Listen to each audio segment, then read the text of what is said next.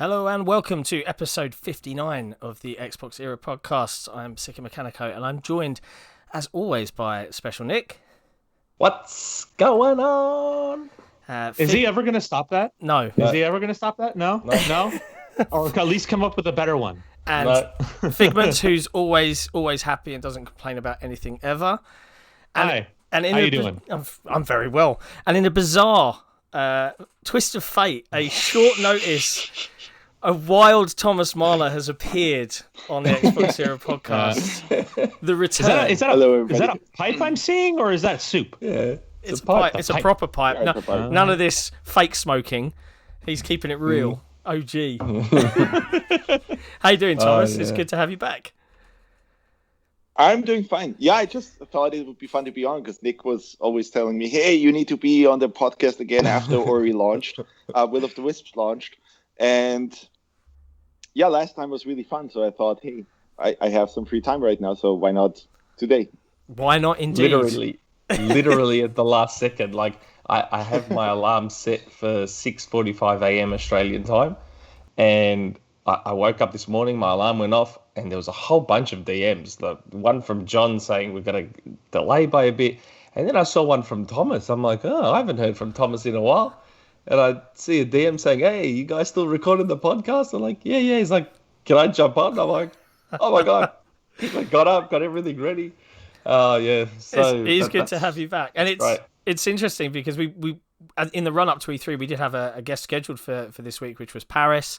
But he was called away. I think he's in Seattle at the moment, probably up to some secretly squirrely things. I'm sure he's very excited, but whatever he is up to. But he had to pull out at the last minute. So, as much as you're not our second choice, but it's awesome you're here. So it's good. The vote of confidence from John over here. But yeah, so we're on the march to E3. I think this is the penultimate before the show before E3, so we've got two more, right? This is this one, and then the next one, and then this one, and then one more, and then it's E3. Wait, hold on a second. Wouldn't penultimate be the next episode then? That's right. Penultimate. Yeah, okay. All right, let's just all point out when I misspeak. Yeah, come on. I've got to. This is. Don't worry. Pedantry is the name of this podcast. Like the secret, internal name. It's just pedantry. Yeah. Yeah. But yeah, so before we dive into the topics of the week, because surprisingly, it turned into a very busy week across the board in video games. Oh, man, yeah. What have you guys been playing? And because Thomas is here, Thomas, we'll start with you. Have you been playing anything, or have you just been making things? Just working. Just working. Right now, it's really, a ton of work. I'm playing things. I always have to be careful. We're making, that's actually already kind of like the almost official news. Like, we're making an RPG, so I'm playing a lot of stuff, just looking at the research and looking at what's out there and how that works and so on. So researching more than actually having the time to sit down and play for fun. So more like checking out systems and how one RPG might do something versus another and so on and so forth. That kind of. Yes, exactly. Yeah, makes sense. I would imagine that's kind of like that's kind of like in the back of your mind, even when you're playing stuff that you would just play for fun, right? Like you're just looking at how things, of course, how other developers put things together in such a way, like yeah. Of course, always, but there's a difference between just like how much time you can actually spend. I mean, it's a luxury nowadays if I can really spend 30 hours or so, 40 hours on a game. So usually it's jumping in, and usually, I mean, the way the most AAA games work, you've seen most of what they're doing within the first 5 hours, and then it's just on a repeat loop, right? Of just, okay, we're just using the same mechanics, and so works out that way. Yeah, very true. I've been slowly, methodically making my way through the Mass Effect Legendary Edition remaster trilogy. And for the record, folks, I know I've been playing it, for 2 weeks now? I'm still on ME1, right? And there is a part of me, that just wants to mainline Story Quest all the way through because I'm not the biggest RPG guy. ME2 was probably my favourite of the trilogy, and I kind of just want to get there, but I've said, no, I'm going to do this properly. I'm doing all my side quests. I'm going to fully delve in. But I love the universe, man. I'm still in love with the game. What about you? Do you really? No, wait, hold on, John. Do you really like the Mass Effect universe? Where's your N7 patch? Where's your N7 sweatshirt?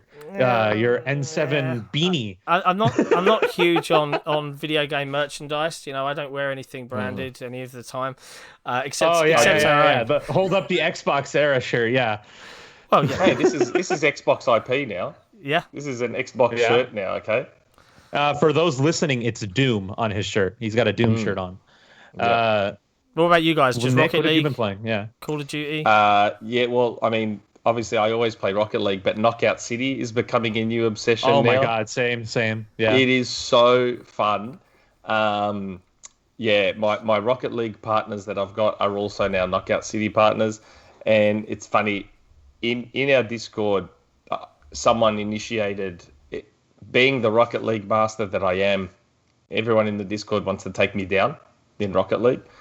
So someone put together That's not what we hear. I guess I don't think that exists. a competition. I don't think that exists. They got I think that's Clobberl just involved. in Nick's head. They even got Clobberl involved. So wow. we had a 3-on-3 match in Rocket League, and the goal was to take me down. Did you win? Well, we played about 10 or 12 matches, and I only lost 2 of them. Wow. And it's funny. So we lost our first match, and then we went on a massive winning streak, and it was getting close to 3 a.m. for Clobberl. And everyone kept pushing him, saying, "Come on, Clob, one more game." He's like, "I'm going to keep playing only because I need to beat Nick one more time." He's like, "I'm not going to sleep till I beat Nick." So we just kept going. And they eventually got their win, and then he went to bed at like 3:30. It was pretty funny. Wow. But yes, I am a machine at Rocket League. This is a total tangent, but seeing as Thomas is on and we haven't had him on for a while, before when you were last on, you know, we were in the run up to Will of the Wisps. That's obviously been and gone. You guys are working on, as you said, new projects, but the industry has changed a fair bit. And you know, obviously, Nick was just saying Doom is an Xbox IP. Did that a big announcement in September surprise you? The big Bethesda acquisition. Sorry, Oh, if it surprised me? Yeah. Yeah, I think it surprised everybody. That's a crazy move that they made. It was. Hard to believe that they could just pluck a publisher, like one of the big ones that even had their own E3 show, just blam. That's part of Microsoft now. It's really surprising. I wanted to get back real quick, because that is something that is actually interesting to me, or there is something that's actually really interesting to me, is that how are you guys splitting your time between, because I definitely see the industry now as like, there are games that are basically a hobby, right? And there are games that are more like events, right? Yeah. Mm-hmm. And I think that has been a real change, that there are certain games out there, I'm talking about, you know, Rocket League, Sea of Thieves, Destiny, those kind of things, where it's like, and even Diablo back then and so on. They're right? like jobs. Those are really... or a hobby, right? Like something that you do for fun, that you do consistently, that you can always just jump back into and enjoy it and just have fun, right? It's your jam, it's the thing you do. So how are you guys splitting your time between that kind of stuff? Because Nick, like Rocket League, you know, you're playing that, right? And yes, how are you splitting your time? Like how many games do you play as just, hey, this is my hobby, this is my jam that I always have on, versus, oh, there's some big new title coming out that is a 20-hour experience that is great, but after 20 hours, I'll probably drop it and I'm done. It's an interesting one. That's a tough question, because like, well, it is. It's hard. Okay, Destiny is like a job in so many ways, with shitty benefits, no pay, and the only thing you get in return is a passive-aggressive boss that tells you that, oh, we're just going to take the toys away now because obviously you're having too much fun with the sandbox, and now we have to scale things back a bit. And it's not that... It's kind of hard to explain. It's not that it's an easy thing, or even that it's a conscious effort, at least on my part, to switch between games like that. I just have to get really tired of something and want to take a break for a while. I think we're at the point, my group is at the point now in Destiny with that, where it's just like, we're taking a break because we've been on the grind for 3 consecutive months, and there's other things we want to play. But again, like, I don't think it's a conscious effort. I think it's just an eventuality that just happens at some point. Like, I don't necessarily see myself dropping. I mean, the last time I dropped a grindy game for a single player adventure or something that just is just me and it takes a few hours to do, several hours to do, just sitting down and like playing it by myself. I don't do that for a lot of things. I think the last thing I did that for was Red Dead 2. And wow, that's a while ago. That's a while ago, yeah. And when it dropped, me and everyone I knew, we just stopped playing games together and only played Red Dead until we finished it. And that was an experience, and a really good one, even if the controls are janky. But yeah, it's not even so much the blockbuster. It's not even so. This is like, confessions of an explain. addict right now. Like, yeah, it's not even like. Well, because even during the time I wasn't playing Destiny. Like, at the time Red Dead 2 dropped, I was playing. What was I playing? Oh, Destiny. crap. Come on, don't lie to yourself. No, don't lie to it wasn't yourself. Destiny. It was like admitting I think you it was need help is the World first War step. II.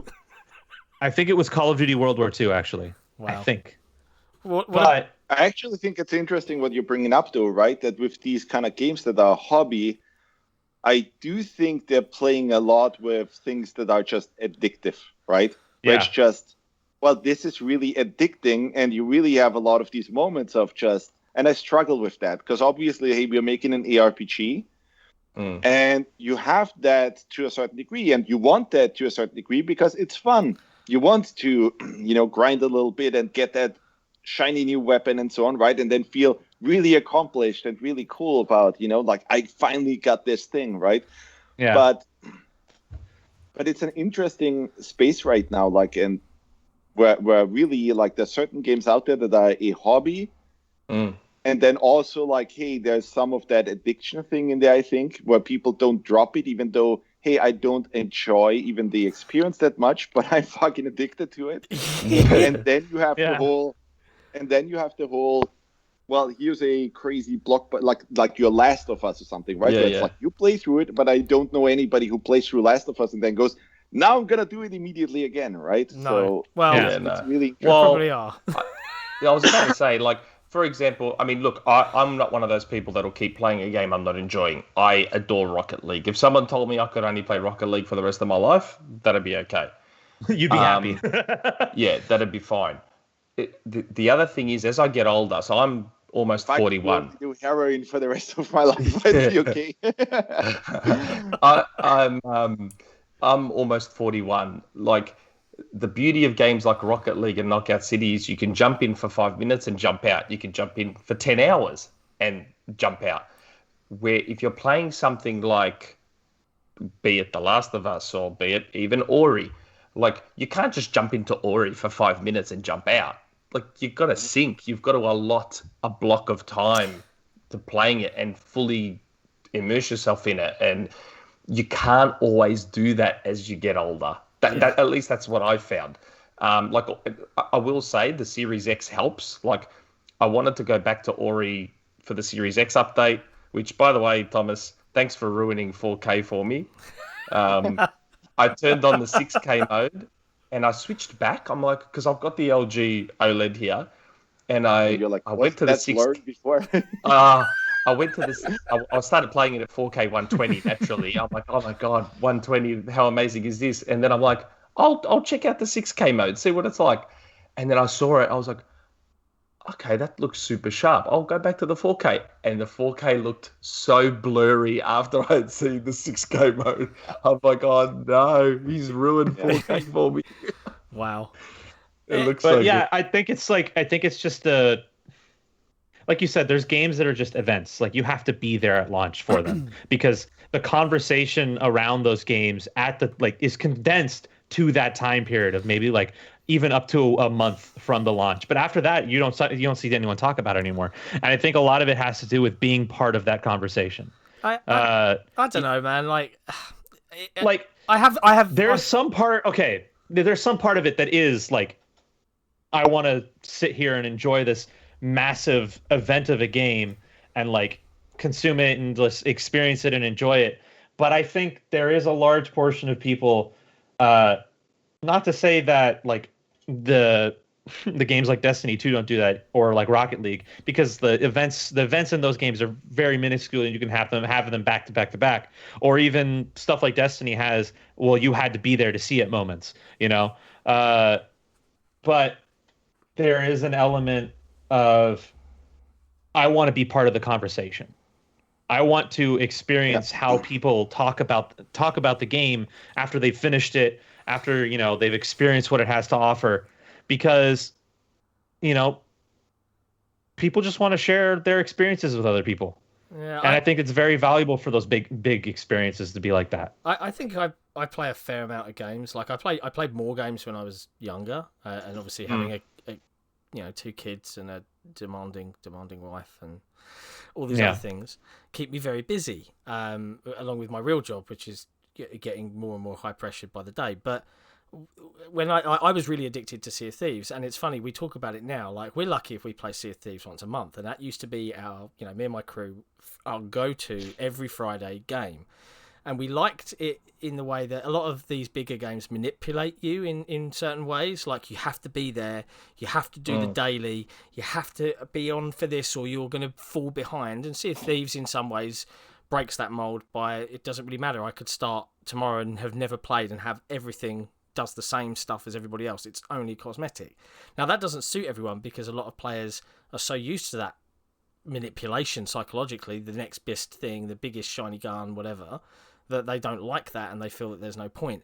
But for us, we're kind of annoyed with Sea of Thieves at this point, where, you know, they introduced seasons at the beginning of this year, and you get little commendations, little, yep, you've done a good thing, you've sailed here, here's a mile, you've sailed a nautical mile, da-da. And it's like, okay, so you're now rewarding me for the stuff I'd be doing anyway. And that's great for someone who's just started the game today. And arguably, if you've just started the game today, you've got the easiest time possible because they fixed all the stuff that took forever. The hard stuff where if you sunk a ship, they'd spawn one island over and you've spent all your resources and they'll come back with a fresh ship with more and eventually just wear you down. And we got to that pirate legend status while it was hard, and now it's ridiculously easy. The joy of unlocking something or getting the next best thing has kind of fallen away. And my guys said to me, like, you know, we have fun, but they were like, we don't want to do this anymore because, like, we've seen everything there is to see, and even with seasons, there's nothing new. It's just another variation of the same loop, and there's, you know, you're just asking us to do the same stuff, and we don't care about credits because we've got millions of gold. We don't care about cosmetics because we've unlocked the ship that we are. So what do? And the first time we played in months was the other night because a YouTuber called HitBotC gave us a private server and let us get the community in, and the game was hunt down our ship, and it was hilarious. We sunk 11 ships just coming at us across the server before we finally went down in the last 2 minutes of the stream because we ran out of materials. But yeah, the addictive nature of that game is gone, but that was like a once a week thing. And so every game, it feels at the moment, every publisher is like, yeah, our game, it has to be the only game you play.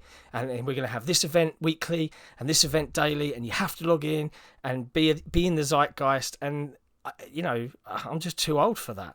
So I love my little one and done, hold me by the hand. You know, like Little Nightmares 2 was one game that I've absolutely loved this year. That was 8 hours of content, was superbly made. Was brilliant, had that jaw-dropping moment, and then it was done. And I was like, cool, that was a great game. I really enjoyed it. It's probably going to be very high on my Game of the Year list. And I find myself gravitating more towards games like that than games that demand I be there every day or every week at a minimum, because my friends might be able to do that because they might not have kids. And then the FOMO kicks in, and then by that point, oh yeah, we're level 50 now, bro. What level are you? Oh, I'm still level 3 because I couldn't play with you this week. I'll just stop. And that's what happens.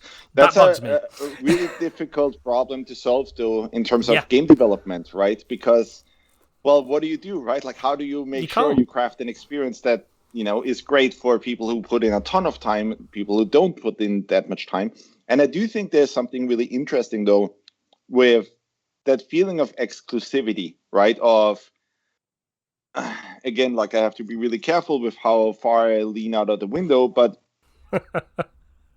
but have you guys ever played Ultima Online when it was in its heyday? Not in its heyday. No. We're arguably too young. We're too young for something.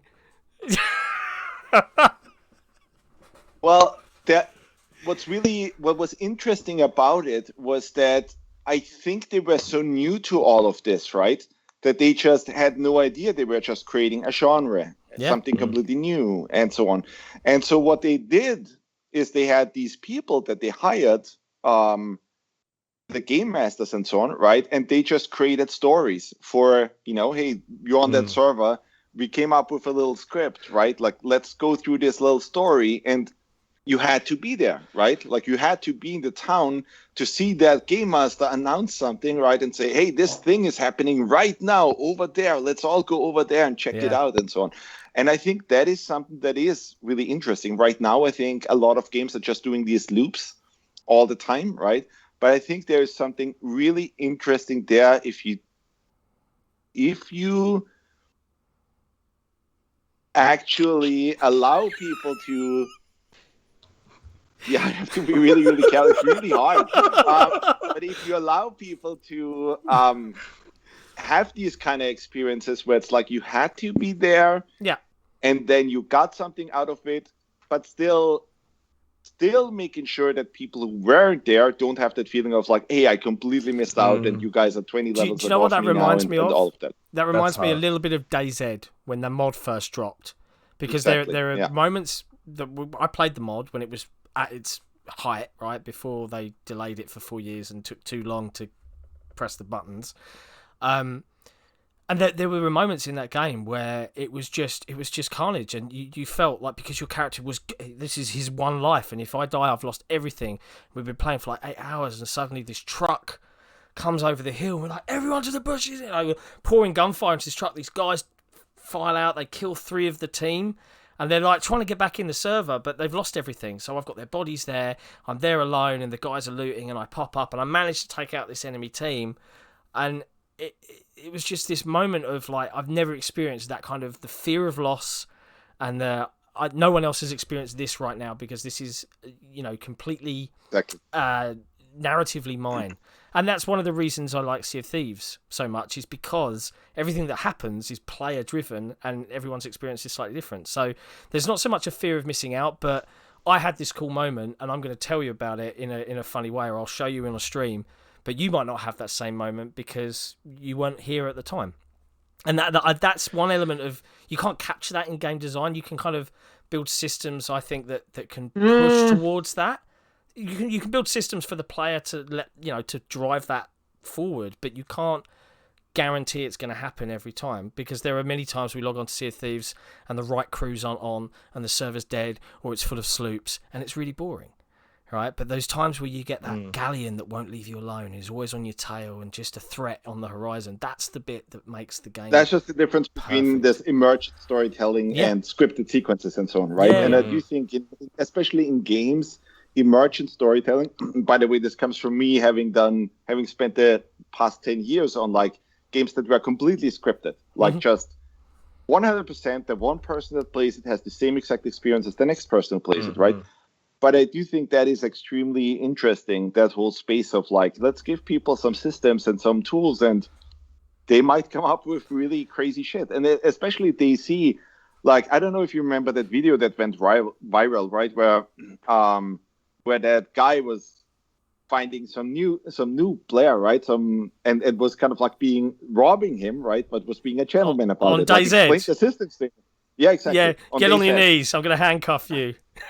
Exactly, right? Those kind of things. And it's like, and that person played along, and it's almost like, wait a second, there's theater happening here, right? Like with those 2 players, and that I think is really interesting. Yeah, it's like, I think it's just I wouldn't say it's a problem for PvE games, especially since you have to generate the kind of narrative and world building necessary to at least allow the players to feel like they're part of something bigger, right?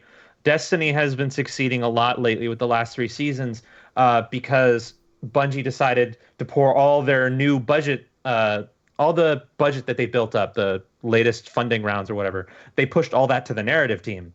And the narrative team has been pumping out amazing content for 3 seasons now. And people just keep coming back for that.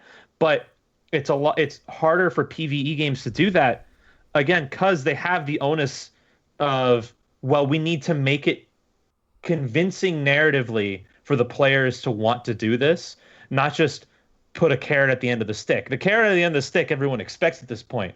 But like, if the story to get to that carrot isn't, interesting, no one's gonna care.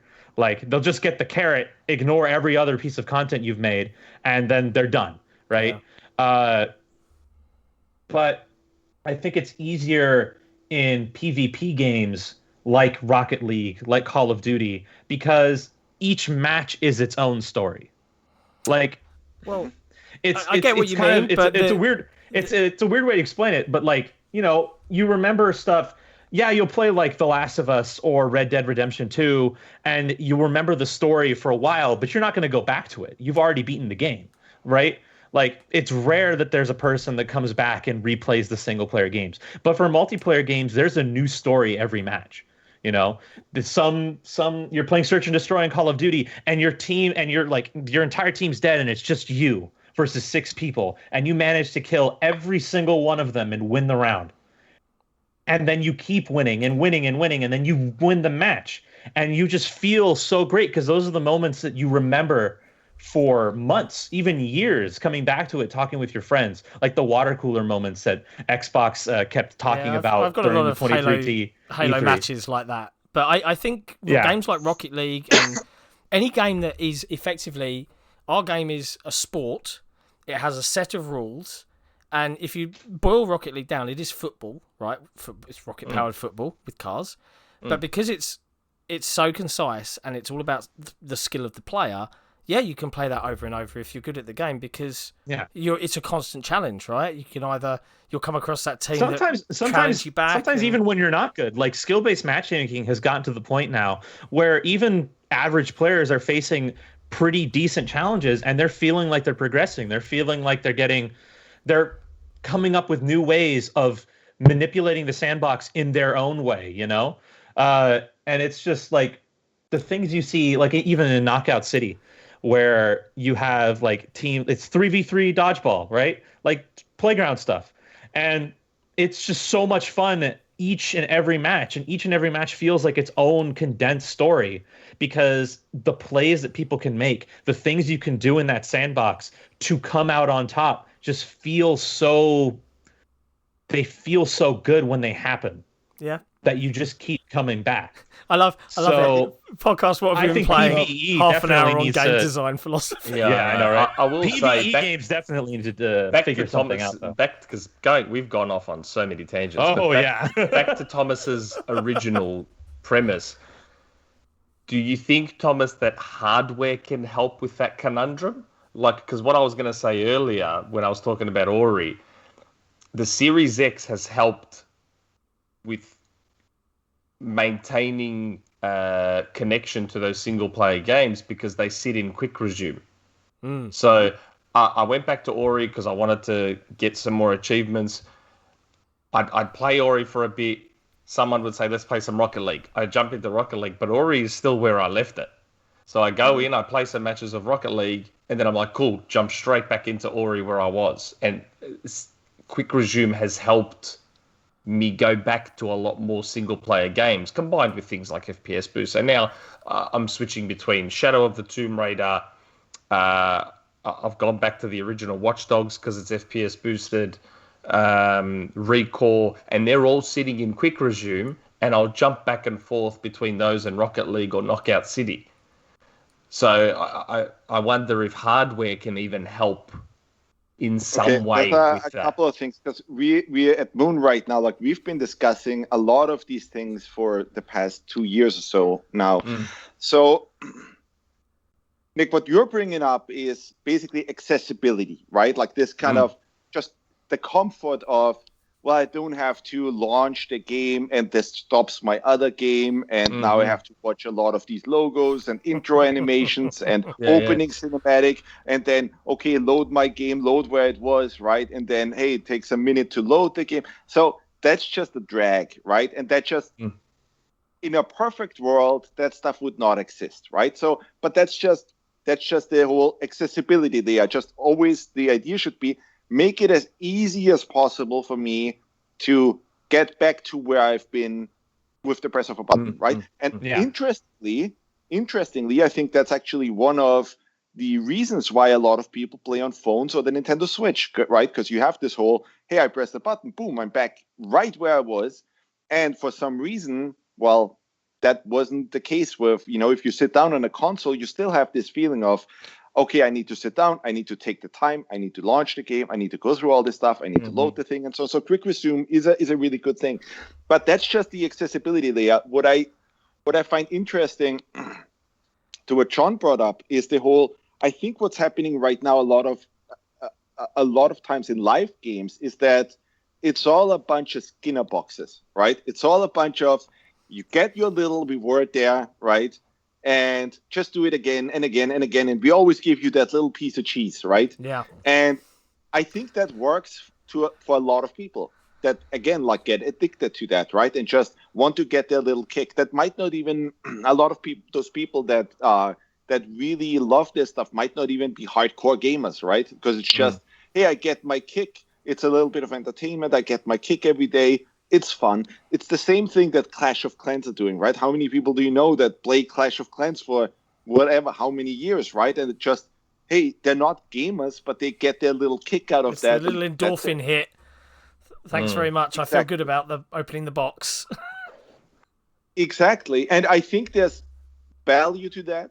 I think that's fun to a degree, right? It's the same thing with ARPGs and so on, where it's just, hey, cool, I grind for a little bit. I make those bars fill up, right? I do my daily challenge or whatever. And it's fun. It's cool. I did something. I get a little bit of a feeling of accomplishment and so on. And that's okay. What I am really interested in, though, which is, I think, a level higher than that and a level more complex, like a whole magnitude more complex in terms of game design and tech and everything, is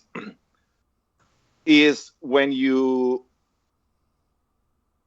don't do Skinner box, but you say, I'm going to give you systems, right? And I'll state something from Ultima Online, right? And EVE Online, for example. And this goes also to the hardware question, right? I think what really happened, this is complex stuff, so I need to unrank it a little bit. So I think what happened is that you saw a lot of really complex, cool shit that we were able to do in games when graphics weren't as incredibly hard to produce yet, right? Like literally in the 90s, right? You had, I'll paint a couple of these brown strokes. That's a tree now, right? And nowadays you have an artist sculpting a fucking tree for like 5 days, right? And put that in, and it's like, oh shit, now it's really hard to interact with that, right? Like now me cutting down a tree is actually a really hard problem to solve because like now you have this high poly mesh that needs to get baked. Then you need, hey, how do we even break this? Then there needs to be physics and so on because it all needs to fit together. And we used to have more complex experiences, right? Like with Ultima Online, for example, I'll mention that again. Like you had these really interesting emergent storytelling things, right? Where it's like, so there's like 5,000 to 10,000 players or so on a server, right? And what you saw is that there are these really interesting stories that are still interesting to read. Well, some group of people on this particular server decided, fuck the whole server, we're going to create a clan now that hides in these woods. And whenever somebody comes through these woods, we're going to kill him. We're going to take all this stuff. And it's really interesting, right? Where it's like, oh, holy shit, now that whole server has a huge issue because that area that you need to go through, you can't because there's fucking murderers everywhere, right? and they just steal your shit, right? Like in like back then when they created that genre, right? Like there were no, do you go to a PvE server or a PvP server and hey, it has to be accessible for everybody and it's focus tested and all of that. It was just, if you die, people can pickpocket your stuff, right? And it was literally as crazy as you could buy a house and grind for that for like 500 hours and you had a key to your house in your pocket. But if you went into those woods and people murdered you, they grabbed your key and now that house was theirs. That would drive me insane. You would never see today in a game, right? Because it's like, that is fucking crazy. Like, even just taking equipment or anything like that, right? But just as an idea, right? The whole, well, people can come together and say, we're going to fuck with this whole thing now. We're going to create our own story. We're going to form this murderous clan, like almost like a crime organization, right? And put ourselves in there. And what happened actually, if you read that story, right, is that, well, a ton of other people came together and basically played the police, right? And went through that forest and just started killing everybody. Amazing. Right? So there's a lot of that happening, which I don't see today in those games. And I think a lot of it is due to the complexity of assets and systems and all of that, right? And like, we've always been a studio that has not, like, we're not trying to hunt that latest edge tech thing, right? And I think with the game we're making right now, we can do some really interesting things, especially because, well, we don't have to have 50 people working on our engine and support and all of that. And I think that's really interesting. And we're at a point where, well, you can make assets fairly quickly now and so on. So I want to explore a bunch of those things because I think those things are really interesting. Even if you read on these emergent storytelling opportunities that you had in EVE Online and those kind of things, right? Oh, my God. I think those are really interesting, really, really interesting, where it's like, oh, my God, there's pirates out there and they fuck with everything. I think there's a really interesting comparison there to, like, here's your typical Skinner box, which is really simple, right? And then here's systems that are so complex that even the developers can control it, but it might create a really holy shit thing, right? Where someone posts on Reddit, guys, there's something happening here, which is nuts. And I think that's also super, super, super interesting. Yeah. Oh God, yeah. The stories that come out of EVE Online are nuts sometimes. Like the whole these two warring corporations are now throwing their capital ships in deep space, like smashing them together basically, and you have this multi-planetary war going on. The craziest because one someone screwed over someone else in the Discord chat. The craziest EVE story I read was someone spent 2 years working their way into a clan or a group and working their way up the ladder of trust as a spy, and they were fully role-playing as a spy, and then they kicked off a sequence of events that led to the decimation of this entire group of players and everything they had and every capital ship they had, and I think Eurogamer did the story on it, and I'm like, I mean, half of it I was like, what? Like, wow, you guys are really into this. I'm not one to criticize. People go enjoy what you want to especially enjoy. When you look at a screenshot of EVE and it looks more like a spreadsheet than a video game. There is a bit of that to it. But I find this interesting because my old man, the first video game I ever played was Elite on the BBC Micro. That was the first gaming experience of my life. And my dad, when Elite was relaunched, when was it, 2015, 2016, I was like, Dad, around there. What? And he went out and he went nuts. He bought the Lifetime expansion pass. He bought the Oculus Rift. He bought the full top of the range Warthog made of solid metal hot ass, because he was like, this was a game from his youth that he could play. And even to this day, he still logs on and he ground the credits to buy one of those big capital ships of your own that everyone can park on.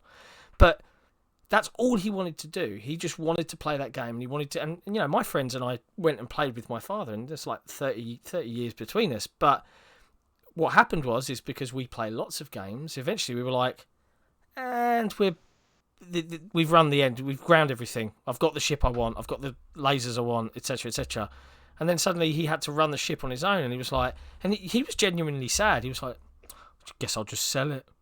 And, he was sad that the journey was over. And I felt that a little bit about some of the games I played, that, oh, you guys don't want to play this anymore. You're burned out. But I think there's a really powerful idea behind all of that, right? Like, which is why I think the Star Citizen thing still works, right? Because not because the game is so great or what they shipped there, right, until now, but because of that allure of, like, you're just a citizen in that world, and crazy shit can happen. The world right? is your and you oyster. own a little piece of that. Yeah, the world is your oyster, and you just own a little piece of that. But you could own a ton, right? Like that kind of feeling of like you created a full world where all these players are just citizens. I think that is really, really interesting. And by the way, I mean, that's something that I don't think AAA studios, like your traditional AAA studios, they would never touch that, right? Because it's risky, nobody has done it, or not in the right way. But I think that as an idea, it is immensely powerful, like immensely powerful. Well, look at how I think successful Star Citizen is, despite the yeah. fact it's not actually out. People are spending thousands and thousands of real-world dollars, pounds, whatever, on virtual ships for a game that is they yet made to over release. $300 million on it without, ever. Because for some having a people, game. it is their dream game. It is the game that they've wanted, an entire sci-fi world of their own. And that's exciting. And we may have lost you, Thomas. We've lost your camera. I don't know if it's run out of battery. Can you still hear us? Yes, I can. There you're back.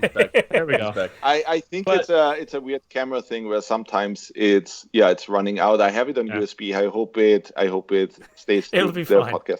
It'll be fine. So look, we went off on a big tangent there for a minute. Trying to steer the ship slightly back onto some of the news of the week. The biggest thing that's happened this week, and indeed the artwork on the podcast screen at the moment, if you're watching us on YouTube, is finally Microsoft have said, we're having an E3 show, and it's an Xbox and Bethesda joint show, and it's happening on June 13th at 10 a.m. PT, 1 p.m. ET, 3 a.m. Did they confirm the runtime? 90 minutes. Start time. 90 minutes. 90 minutes. Yeah. So I'm excited. For a couple of reasons, and I think Starfield. Well, let's talk about the artwork first, right? So we've got the two big banner IPs there. The one that everyone is waiting to come to the fold, which is Halo Infinite, and indeed you'll notice that it's not the Master Chief that's on the artwork, but it is 4 varied multiplayer, presumably Spartans. But then the interesting bit was the planet below that forms the circle was confirmed to be the planet from the Starfield trailer. Oh, so it was Starfield. It is 100% the same planet. It's the same land formations on it, which is Microsoft effectively saying, it's going to be there, folks. Starfield's going to be there. Which we've known for a while. Starfield's obviously, and this is interesting, right? We've been talking about RPGs for the last sort of 40 minutes or so. I am not a big Bethesda RPG fan. I found Skyrim, Fallout. I just kind of it's too many systems. It's too complex for me, Thomas. I just want to, play an interesting story. I haven't been sucked into a world from an RPG perspective since Mass Effect. But the idea of Starfield, if it is, because sci-fi is my favorite genre, the idea of it being like the first steps of man or semi-realistic space exploration. I mean, what are you guys expecting from this? What are you hoping for? From E3 or from Starfield? From Starfield specifically. We'll get into more E3 based topics in a sec. I have no idea. Honestly, I'm expecting you to step foot on your first planet, and as you walk a few steps forward, an alien knocks a plank into your head, and you fall unconscious. And when you wake up, it's the intro to Skyrim. You're on the horse cart going forward. Maybe. Yeah. Yeah. Could happen. Could happen, I suppose. We can't put it past Todd. We can't put it past Todd to do that. It's just Skyrim again. But that's the thing. I mean, there's a part of me that's excited, but if it is just a Bethesda-style RPG, I worry that I'll be... From my perspective, it's pure personal taste. I'm not judging anyone else. I know Skyrim is an immensely popular game. Fallouts are immensely popular. I'm excited to see what it is, and I'm intrigued, but I'm not like oorah about Starfield particularly at this point. I know there's an immense amount of hype about it because it is an RPG from Bethesda. What about you, Thomas? Have you been keeping abreast of such things? Is Starfield of particular interest to you?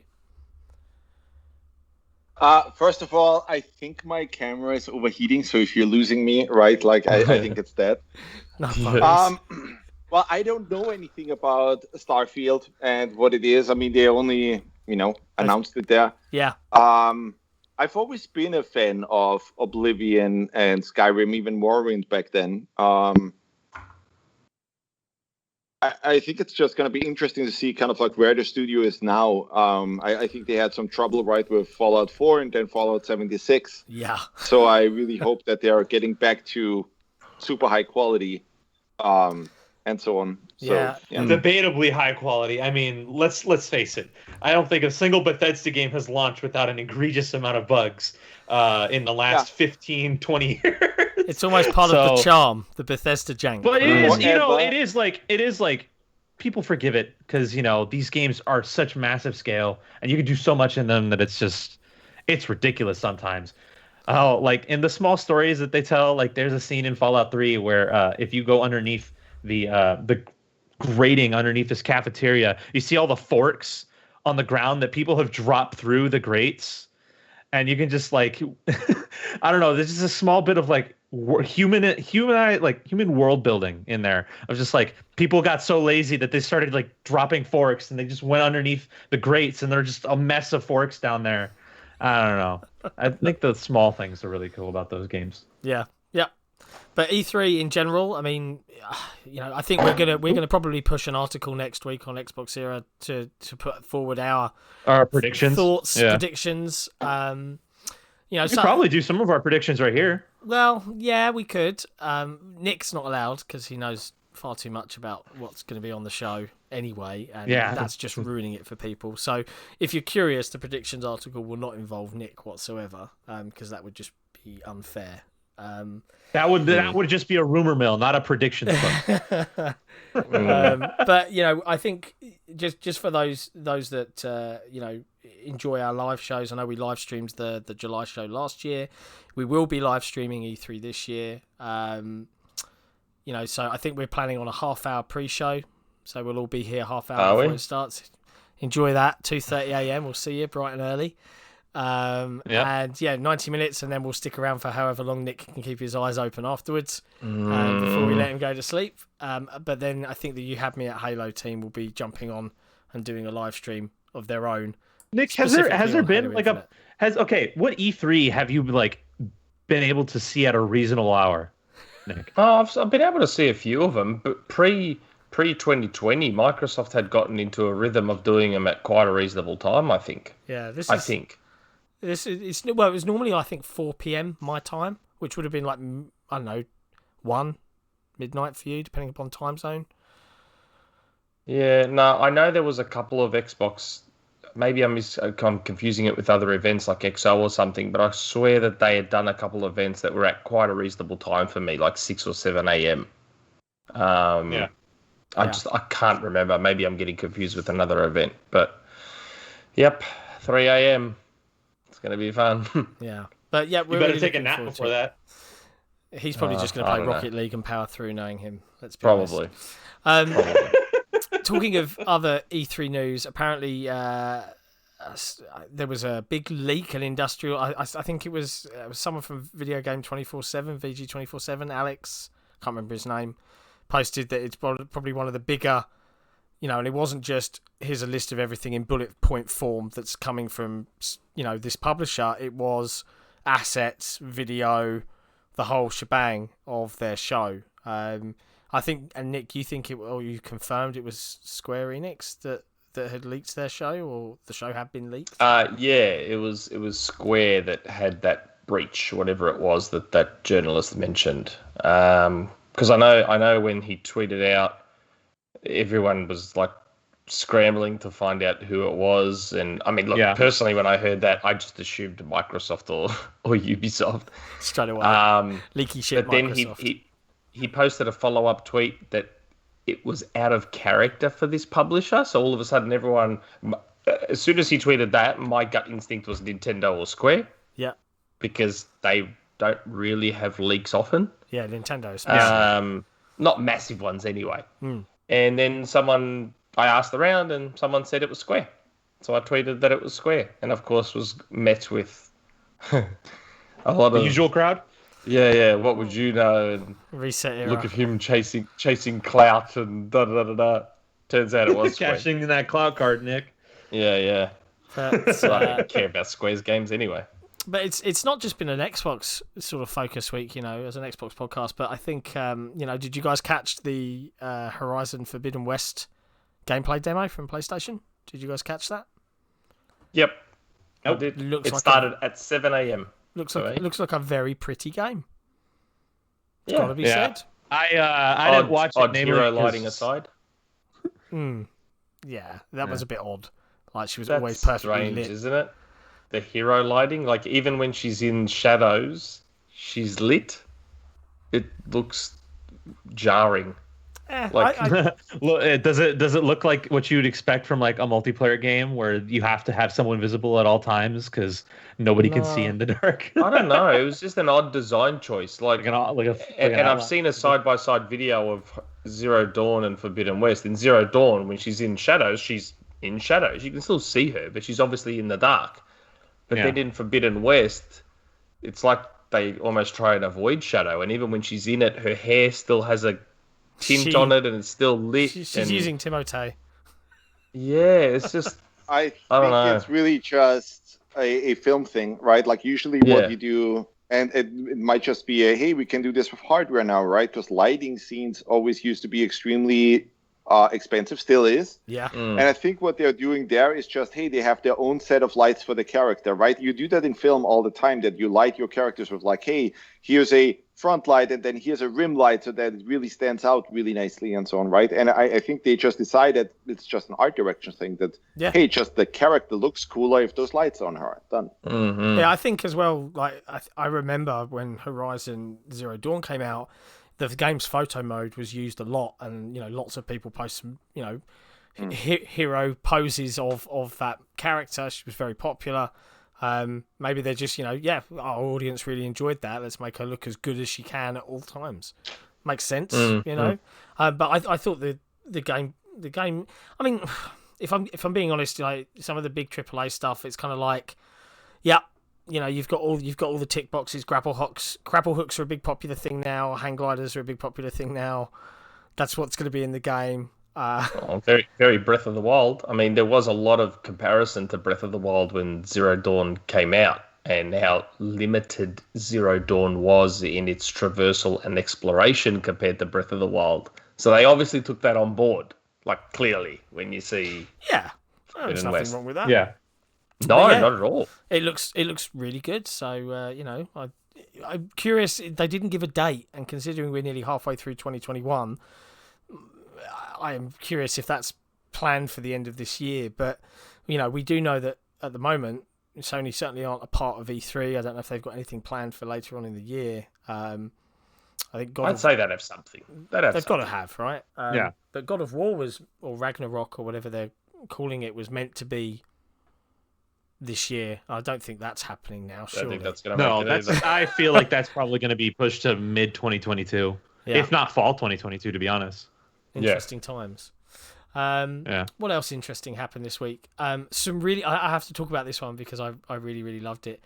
Some really, really cool Halo Infinite music from Gareth Coker, who obviously, Thomas, you guys know pretty well. From Halo Infinite, leaked via Megacontrux. Because obviously Halo was meant to come out last year. All of these marketing deals and toys and everything got made. The truck kept on rolling.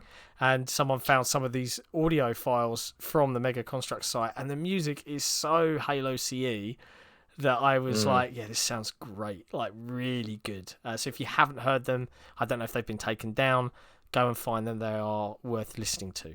And I guess the other biggest piece of news was the long ongoing, everyone telling me it's going to be today, no, it's going to be tomorrow, oh, it's definitely going to be today, and so on and so forth, which is the new Super Nintendo Switch, or the Nintendo Switch Pro is apparently being announced soon. We're lucky Thomas's camera is off because we'd be looking at him to see if he's flinching here.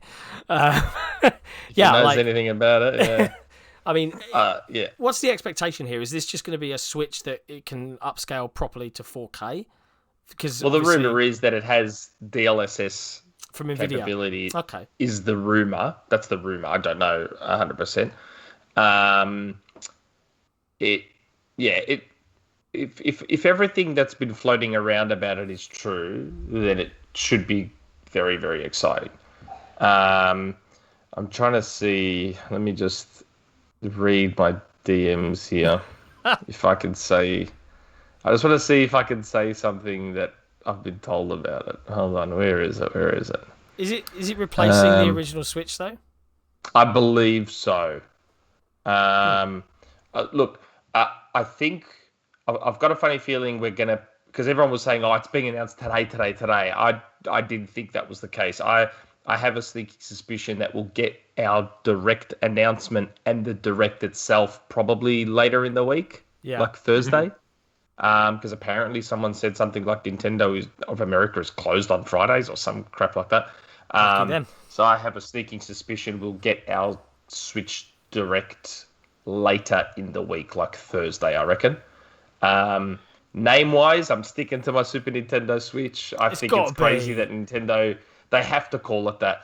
But I think it'll either be either Super Nintendo Switch, Switch Advance, but then knowing Nintendo, I mean, look, how many 3DSs do they have? It's the 3DS, and then they just called it the new 3DS. So maybe it'll just be the new Nintendo Switch. Oh, God. Who bloody knows with Nintendo, but I'm... almost as imaginative as Microsoft's worry. naming conventions. Yeah, I'm very excited They had a great name in the Switch. They're going to find some way to muck it up. Wow. If it has DLSS, if it really does have that ability to implement that, that's big for Nintendo and their third-party situation. Because all of a sudden you can run these bigger games that the Nintendo hardware normally wouldn't get. I think. I mean, Thomas would be able to answer that question. Okay. DLSS combined with some more leaps in the graphics tech on the Switch.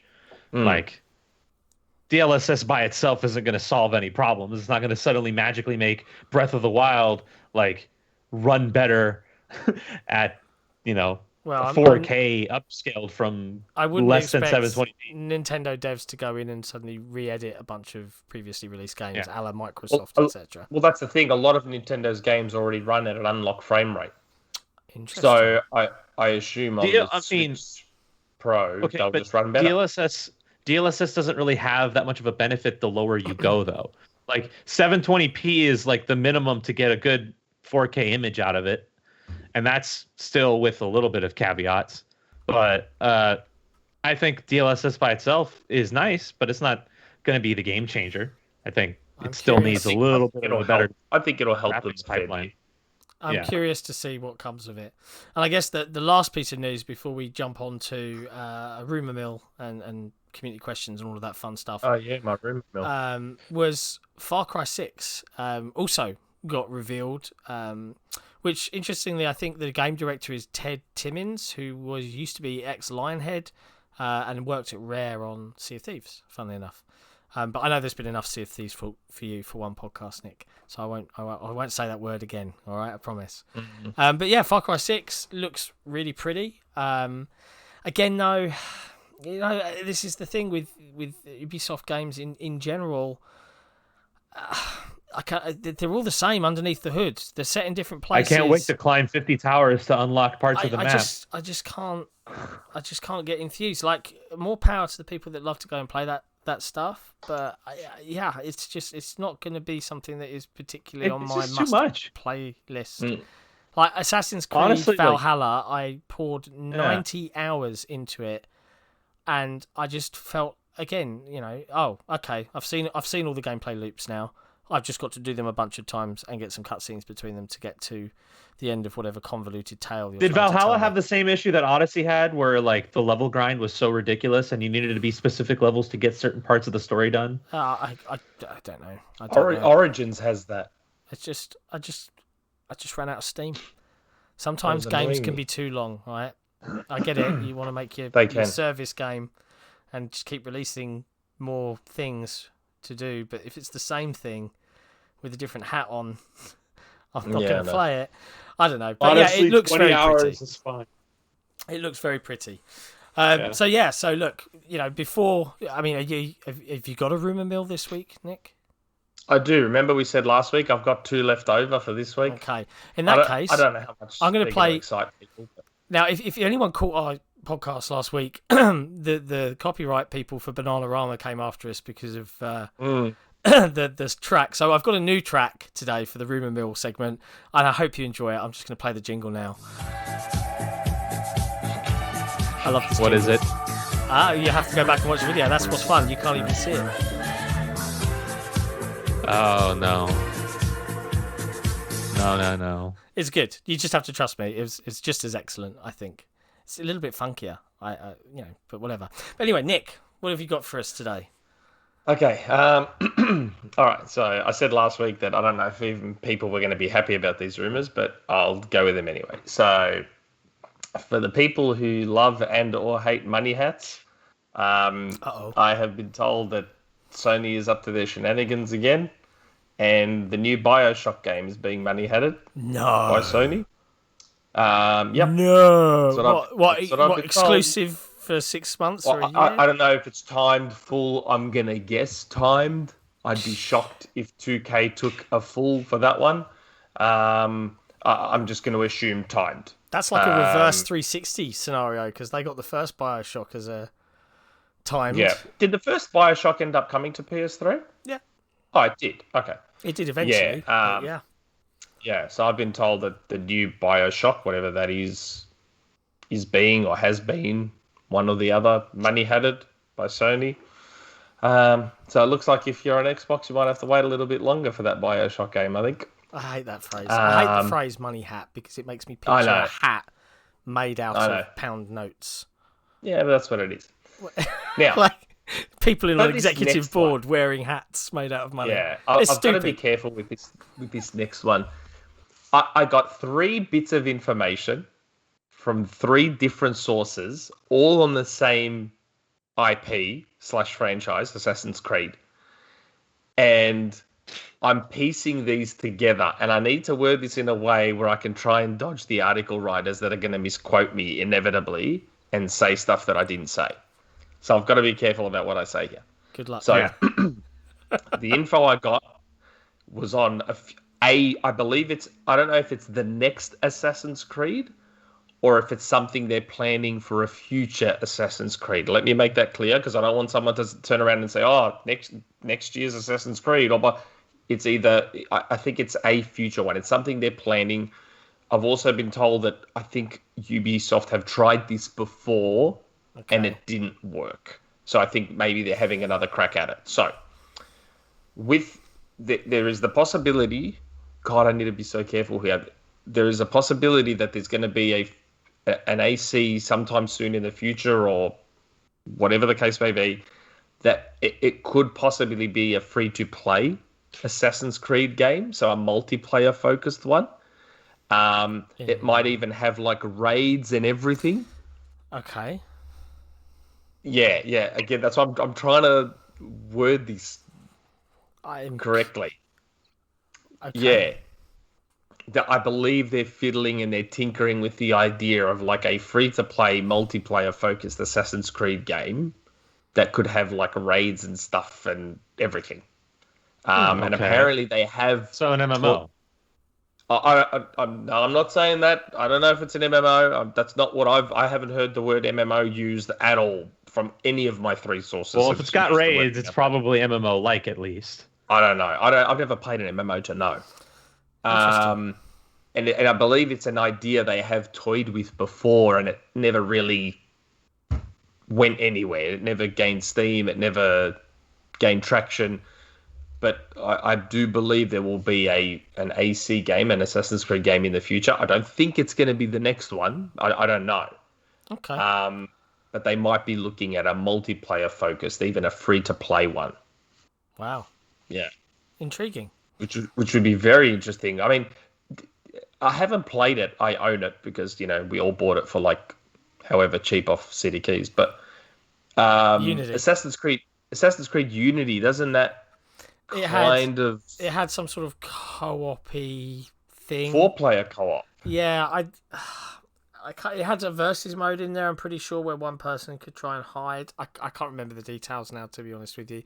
But I don't believe it was particularly great. I don't remember the world singing Well, about it. that's what I mean. I just wonder if AC Unity is what gave them that spark to sort of look into this area. And because I've been told they've tried in the past, that's all. So I just wonder if Unity was like an inspiration for them to tinker with that and see where they could push that idea. Yeah, they did get misquoted a few weeks back when they did their investor call, where they said, we want to have more service-based, or and to go alongside our stand. And people went, they're going to go free to play and less AAA, and that's like they had to come out and say, no, still making the same games we make, but we're going to also supplement them with more ways to nickel and dime you, dear gamer. So do they do? Is it like a Call of Duty Warzone situation? God, so we I had can't even Modern imagine Warfare. what this would be like. We had Modern Warfare, and then Warzone's become this thing on its own that complemented Warfare. Could we have a traditional AC, and then this multiplayer thing is like the complementary part to it, or something? Just like I don't know. I that's me speculating. But yeah. Now that you've reminded me about that investor call, it kind of lines up, doesn't it? It kind of does. Well, it makes sense, right? It's a huge IP, very popular. I just don't know. Like, a lot of people love their single-player grinds nowadays. That's why I said I don't know if everyone will love these two rumors. That's why I said that last week. A lot of people love multiplayer grinds too, so what do I know? But yeah. They are rumors. Just to be clear, they are rumors. It is the Rumourmill. That's right. Not the... This is all fact. Not the we are announcing. It's the rumor mill. Interesting. It's the stuff that I've heard. The Bioshock one sucks, though. So, now, Thomas, it's been a while, obviously, since you've been on the podcast. We've launched a Patreon since you last came on, and we've got quite a community that keeps on growing. In fact, 10 minutes before we all went and hit the button to go live and jump in the school, we got a new patron as well who's gone for the highest tier. So every episode we shout out our lovely patrons, and there is going to be a tipping point where I stop saying all the names, and I'm just going to have a list that scrolls over some elevator music or something. But for now, big thank you and shout out to all our lovely patrons. So Dylan, Blast the Bass, Nodorius, Not Jack, Scarecrow 121, TornRaptor, no space, Crazy Spaz, VK Andrew, Brit, Cerys, Notian, Gabquist, Hexa, J Repper, K, Kiroi Senko. I have no idea if I pronounced that right. Yeah, he's new. Cartoon Soldier, Red Sun, RRC 1594, St. Irv, Shadowgasm, Sewing Shade, Running Riot, and Croat 56. I knew you were going to say Croat. It's actually Croat. Well, he should have a space then. I'll take the space we took from TornRaptor. No, as in, I think Croat as in Croatia. Like Croatia. Yeah, I guess. Yeah. Well, and he calls himself Croat 56. Sorry, Croat. That's my bad. But I used to do the same. I used to actually say the same I actually thing. remember the conversation in the Discord where he told people. Yeah. Sorry. I'm only human. Anyway, with that, we now have our wonderful community questions from our patrons. So brace yourself, Thomas. These can occasionally get a bit weird. But Nick, what have we got? What have the patrons asked us this week? Okay, well, we managed to. We did have to announce last minute that Thomas was on, so a couple of people have snuck in some questions just for Thomas too. And by the way, guys, I'm incredibly sorry this camera thing is happening. I didn't have this before. Apparently, it's just crapping out. I'm really sorry. We'll live. We'll live. It's fine. Okay. TornRaptor. Hello, team, and Guten Tag, Thomas. Wait. Nice. How did he get? Oh, he must have edited it. He did. He must have edited, because I'm thinking, hold on, that question's from a day ago. We only found out about Thomas a couple of hours ago. Hello, team, and Guten Tag, Thomas. So, who is the best singer among you all? If you don't know, it might just be the time to find out, as now is a better time than never. So, open up those airways and belt out a verse for the viewers to judge. Also, late edit for Thomas. I liked your take on Banjo and Kazooie. How would you go about making a modern-day Jet Force Gemini? Oh, yeah, I love Jet Force. I am very much looking forward to seeing in the future your action RPG. After the masterpieces that are the Ori games, I have early BioWare and Blizzard levels of faith in you and your team. Wow. Now, as to the singing, I don't know if any of us would be good singers. Fun fact, prior to my voice breaking, I was actually an incredible singer. So much so that I used to have friends make fun of me for sounding like Mariah Carey as a teenager. You look like her too. Do I? Yeah, very, I'll very take that as a pretty, compliment. very I'll take that convacious. as a compliment. Well, funnily yeah. enough, if you actually scroll through that thread, I actually answered that question because I used to be in a couple of bands when I was a kid. So, Patron exclusive. If you look in that thread, you will find videos of young me singing and grumpy old me singing, and the variety of music styles there. So, I don't think anyone on this podcast has a desire to sing live. I'm not going to sing. That's anything. probably a level of almost like dance for me monkeys that we're not going to stoop to. But I've shared that, so they can watch that and enjoy my dulcet tones. I am very interested to hear how Thomas would bring back Jet Force Gemini, because I've always said that I'd love Jet Force Gemini to basically come back as a Ratchet and Clank clone. Like before Insomniac got acquired, I was hoping maybe Insomniac could be tapped on the shoulder to do. Does Phil even like Jet Force Gemini? Who knows? I don't know.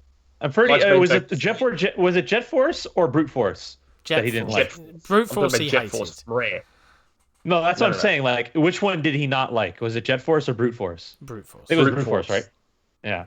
But yeah, Thomas, do you remember Jet Force Gemini on 64? Yeah, but I have to disappoint that person. Like, I never played it enough to really have a really educated opinion on this. So I don't know. It was basically a third-person shooter. It was one of the very early third-person shooters, Jet Force Gemini. Set in a fantastical world with little space koalas or bears, I want to say. I can't even remember. It's been so long since I've played it. But I always thought it could come back as a really, really good Ratchet and Clank clone. But yeah. So sorry, TornRaptor. Unfortunately, he can't. No singing and no remaster ideas. We're 2 for 2. Yeah, he's right though about the masterpieces that are Ori games. We gave Ori Game of the Year, even if the other outlets were stupid and didn't even nominate. It wasn't The Last of Us. Yeah, thank you. It wasn't The Last of Us. We all know this. No. I guess. Look, Thomas. I guess you've learned a lesson, mate. Your game wasn't over the shoulder, slow walk and talk. You didn't have a companion. Sorry, mate. You didn't check all the boxes, mate. What can we do? I think that's fine, but I think that's actually interesting. Like, if you look at the Oscars, right, you have a similar thing going on there where it's just, and I'm not saying in any way, right, like, or you should have won all of these awards and so on, right? But I do think there's a certain. Thank you, saying you shouldn't. I'm saying that. That's me. I do think there's a certain pattern that you see, right, which is like, yeah, you get these, like, a lot of these, and a lot of times, like, it's journalists and press people and so on giving out these awards, right? And, well, what are they going to play? They're going to play the games that they have to then write articles for and so on, right, and generate clicks. So I think a lot of the people who vote probably haven't even ever played Ori, right? So it's just this interesting thing of, like, hey, so what are we really awarding, right? Like, basically, it's the AAA stuff that's out there. And then you have usually your one token or so indie game, right? Like, 1 year it's Journey, then it's this, and then it's that. But yeah, I mean, this time it just wasn't Will of the Wisps. And I mean, that's okay. Honestly, I don't really care that much about it. It's a rubbish award anyway. No, I get my kick out of just watching people play, right? Like, there's no higher high than you can have as a developer than just watching people play and, like, getting those personal emails and so on. Yeah. After a game is shipped, and their words are just, I don't even know who did that, right? Like, who actually said, hey, Ori is great and so on. So it's hard for me to appreciate the whole, your game won this and this award, because I'm like, so what, right? So I don't know where that's coming from. But if it's a personal message, right, or if you actually watch those streamers and so on, then I think that is really, really powerful. And we always, especially on Ori, because we are, telling these human stories that are fairly touching, and so on, we always get some really interesting emails. I've just been on a podcast with Ted Price, who shared some of that stuff, right? It's just, it's just really, really, like, really interesting. Like, I would never share that publicly, right? Those kind of things. But holy crap, like that really helps even in development, right? These kind of like when somebody just played a game and finished it, right, and then sits down to kind of like just send you a message, that's so nice, right? It really helps. Like if we just remind ourselves every now and then, hey, let's all just be nice to one another, right? Like these kind of touches of, you know, hey, somebody actually took the time after they finished a game and it meant something to them, right? Like, trust me, a developer really appreciates that you just write them a line or two and tell them, hey, your effort was worth it. Because a lot of times, like, we are working super hard on these things, right? And, you know, a lot of times you don't hear back. So getting these personal messages and emails and so on is always like that, to me, is the highest high that you can get. Or just seeing streamers and, you know, people really getting emotionally invested into the thing you're doing, like that, to me, is that's the high watermark. Yeah. I remember when Will of the Wisps came out, and I was like, honey, that game that I made you watch the intro for last time when it came out in you know, the first one came out in 2015, I want to say. I'm gonna make you watch this one, and this is it for the next 3 nights until I finished it. Sorry. And even she eventually got into it, and she was, oh no, it's up there. Like, she was getting into it as well. And I'm sad that they're kind of finished for now. I know Microsoft owns the IP, but if another studio came out tomorrow and said at E3, Ori and the new adventure name here being made by some studio I don't know, I'd be a little sad, because I just don't see another studio doing that IP justice. Like, I'm gonna force Thomas to make another Ori. I haven't said that. I'm always really sad. I'll talk to Chris as well.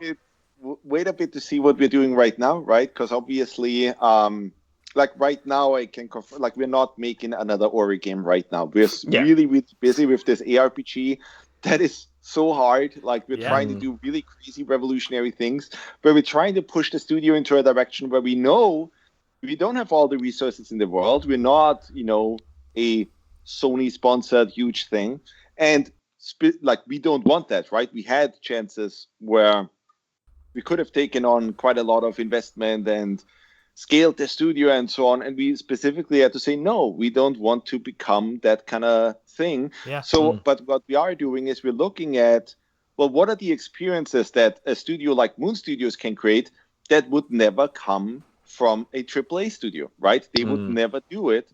And I think that is really interesting, like exploring that space. And back to what Nick before said, right? Where even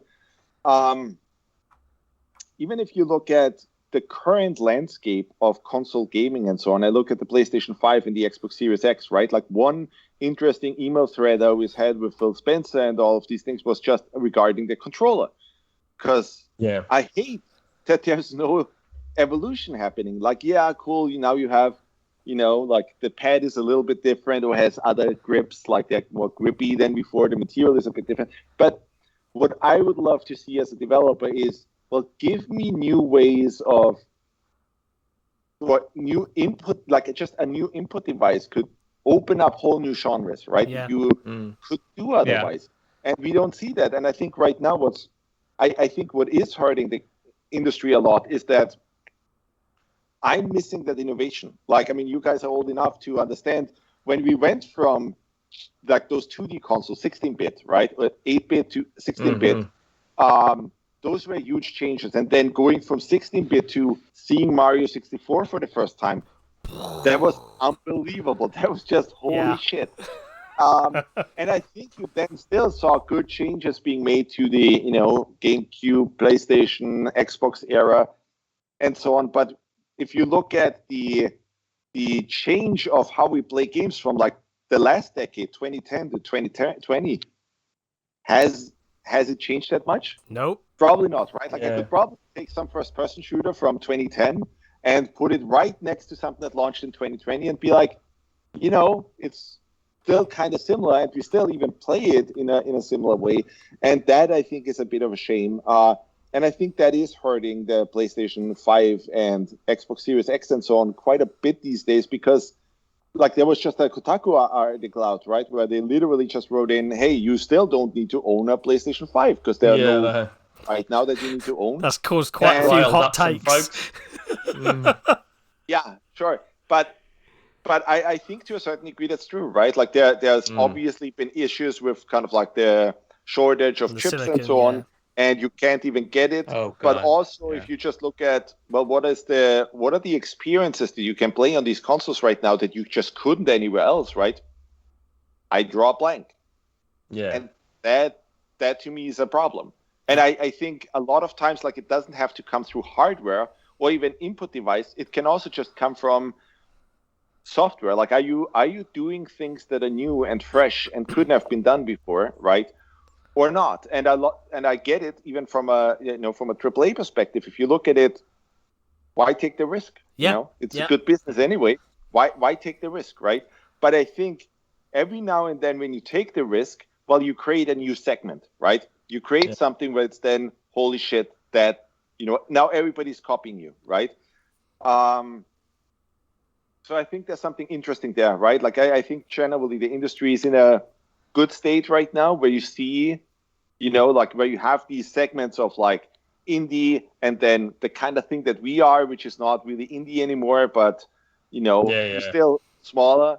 And then you have, you know, the huge AAA studios and so on. But I think what I'm at the moment really interested in is the whole, I would like to see some experiences that, again, will blow your mind, and not necessarily just because, oh, now these models went from 50,000 polygons to 90,000 polygons. Yeah. There is a lot of focus on graphical fidelity above all else, and that is always continuously improving. But the one thing, and I've said the same thing, Thomas, is that the games are very, very similar. I think, you know, if you think back to the 360 gen, the breakouts were, you know, in multiplayer, in connectivity, in experiences where you could dive into each other's games and affect different things.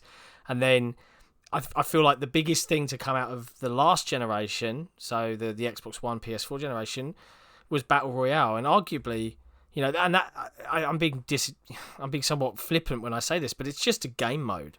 Like any multiplayer shooter can just throw a Battle Royale in. The problem then becomes in supporting it, and then you end up affecting the other community that wants their hardcore 4v4 or B2B or whatever. And you know, you've seen that happen with Call of Duty, as everyone primarily is playing Warzone and not perhaps diving in so much to the standard fare. But there's nothing new that's made me go like, oh, I've never played anything like this before. It's really blown my mind. And it's often, 9 times out of 10, the smaller indie games that go, I'm going to do this really crazy, risky thing from a gameplay design perspective that no other AAA studio would do, because my experience is only 5 hours long, and I'm going to take this mechanic and I'm going to push it as far as I can. That are the games that I end up enjoying more because of that.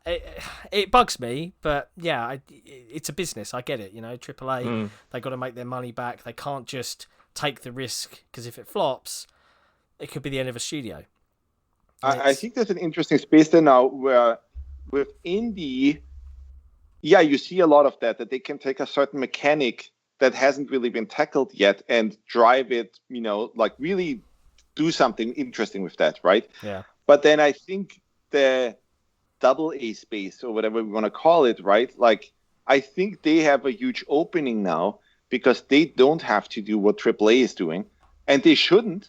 No. They have to, like, in order for them to succeed, they have to make stuff that AAA would never do. But you can do with your resources that indie can do and AAA can do, and you need to find your space where it's like you can do that thing that is crazy risky, but not like killing your studio risky, but that is risky, right, to a degree where it's like, well, a AAA studio would never do it, and an indie studio could never afford it, but you can do this, and you can do something that is crazy and pushes the industry forward, hopefully, right? And I think that right now is really, really interesting. And we have a lot of these technologies that are not even being looked at. Like, I don't think anybody in game development really has an understanding and really looks deeply at how is 5G changing the landscape, right? And I can't really say too much about that, but not looking at that is stupid. Like, it's just you're missing the trick, right? Like, you're really missing out if you don't look at, well, people will have really fast internet everywhere, So how are you making use of it, right? Yeah. And I think there's some interesting stuff happening with streaming, right? It's not quite there yet. It's still not, like really what you'd want it to be. But I think, there's things can be done like the next couple of years if those studios really do some smart things. There's technologies emerging that if you use this, you might get these, holy shit, my mind is blown moments again. Yeah. I mean, and there are things that the things that I want to see someone do that no one is going to do yet, and I think it's going to be a couple of years before we see is where are the advancements in AI? Like I still play games today where the AI. I still look at Halo CE, and I feel like the AI hasn't got any better than that. All these years later, it doesn't matter the genre either. Like they still do dumb things where they stand still or they run to cover in a really predictable way. Where's the next big leap in that where the opponent I'm fighting is maybe learning from me? And I remember when Left 4 Dead came out, right? They had the AI director that changed the game depending upon how you're performing. That was new, but it didn't go anywhere beyond that because the hardware held it back. So the only hope I have now is with all the SSDs and arguably pretty decent chips in consoles that slight hardware push and some of the investments that I know Microsoft are making in AI and procedural generation technology is actually going to produce something that is going to like, oh my god, why is this thing learning like how I play and do this? I want to see more in that space. I don't care so much about the graphical that is not fidelity even anymore. a hardware thing necessarily. Again, I think that's a software thing, and that's just what you're really asking is when are games gonna do something interesting with machine learning, right? Yeah. And I think that'll happen. I think it will, like a lot of that stuff will just never really happen all that much in the AAA space because why? Why do something new or it's a big investment too, or risky if you don't have to, if the games sell anyway, right? And so on. And there's small things happening, right, with the driver tars in Forza and so on. Those kind of okay, but not to the point where it's like, let's build a game based on that, right? Like that kind of thing. And we'll have to see. I think it's time for those studios that are not quite indie studios anymore, that have resources to really step up their game and say, well, we're going to do that now, right? And we're going to bank on that. And it remains to be seen. But I'm completely with you. I completely agree, right? There's, even when you played the first Fear, right? Yeah, man, the AI in Fear. That AI was like, wow, that kind of thing. It's crazy that almost 20 years later, right? We are like, well, where's the evolution on that, please, guys? Changed that much, yeah. It's a shame. Yeah. Well, that was quite the tangent. That was a lengthy answer to the question. I know, and it all just came from me telling Thomas that we loved Ori and gave it Game of the Year, and that's the only award that matters. Well, Thomas did hold the record for the longest podcast, I think, for quite a while, as a guest. So maybe he's on a roll here. He's just looking to break previous barriers. Always evolving. Like, Thomas can't say certain things, but I can. Ori and the Will of the Wisps was the true Game of the Year 2020. I don't give a shit what anyone else says. Okay. Well, thank you. Saint Irv. Hello, everyone. It's funny. Thomas was just mentioning input, and here's a question about it. Hello, everyone. Do you guys feel that the Elite Controller version 2 is getting an update, or do you feel that there might be a version 3 is coming soon? I'm really looking into getting a version 2, but depending on what this fall brings, I might wait. Also, 2 side notes. Sick. Thank you for your recommendation on Little Nightmares. It was a great game. Nick, what is your competitive rank in Rocket League? Wondering if I'm par for the course or maybe less. Thanks for all you do and taking the time for all these questions. Okay, I don't think they'd be doing an Elite version 3 soon. I doubt it. The 2 hasn't been around that long, has it? No, it hasn't. A year and a half? And I think I said before I've had no problems with it. I can't remember. It's Weinstein. Sorry, I keep remembering you as Colbert. My right bumper is also going, and it's really annoying me because in Mass Effect it does a thing, and I'm like, why aren't you pressing? And you know, oh, is it happening? It's happening to you now too. It's happening to me now too. So I'm gonna have to take this thing apart. But this shouldn't be happening for 150 quid. 100, yeah, no, right? Yeah, no. The fact is that they put metal casings on the front to make it feel heavy and nice in the hand, but everything's crappy plastic still from the standard pad underneath, and that's not cool for that amount of money. What's funny is my standard pad lasted longer than my Elite controller did. It's really irritating. But I mean, I still think the Elite out of all the controllers I've ever used is definitely my favorite one, even though now my right bumper is going. Going back to the earlier thing of controller innovation, Microsoft should have just integrated the paddles. No, they should have integrated the paddles into the Series X controller. They should have. They should have. I'm hoping that they hold out. Yeah, I was about to say it'd be nice if they could put the haptics in a version 3, but I don't think they'd want to separate the Elite in such a distinct way from the standard pad. So the Elite having haptics and then the standard one not. I mean, don't get me wrong, the Joy-Cons have haptics as well. But obviously the Joy-Cons aren't a traditional controller in the way the DualSense is.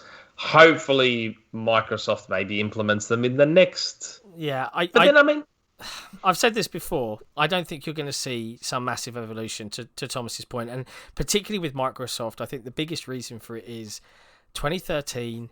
They really didn't do a very good job, and this time around, they've what does everyone like? They like this. Cool. That's what we're going to do. We're going to refine it, but we're not going to throw the baby out with the bathwater. We're not going to take the risk. We'll give them the best pad we've ever made of the pad that they know.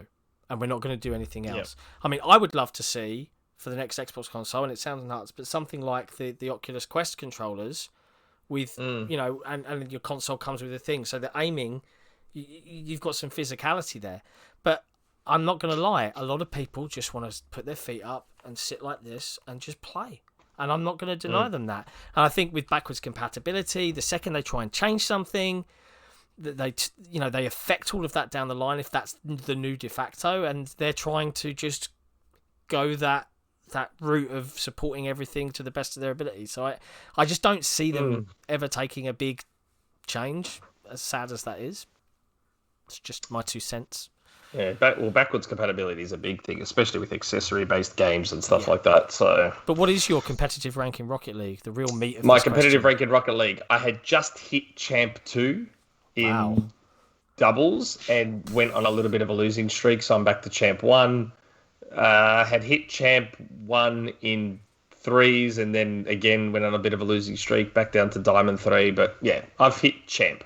So as the boys in the Discord discovered yesterday, I am a machine. Now, next question. Yeah, I am a machine at Rocket League. Bernaldo. Hello. There were rumours about Evil Within 3 being developed at Tango. Do you think there is any weight to this, as I don't think they've said anything publicly? Could it be a surprise for E3? I don't think it'll be a surprise for E3, but I would not be surprised at all if there is an Evil. Why would Microsoft not want a direct Resident Evil competitor? Yeah. I'd be shocked if they are not going to look at Evil Within 3. Yeah. I think they will. I don't know anything, but I think they will. Yeah, it makes sense to me. I'm alive. I don't think you'll see anything this E3. They're obviously working on Ghostwire Tokyo, and that's exclusive to PlayStation. So I mean, that's the weirdest part of this E3, the Bethesda show.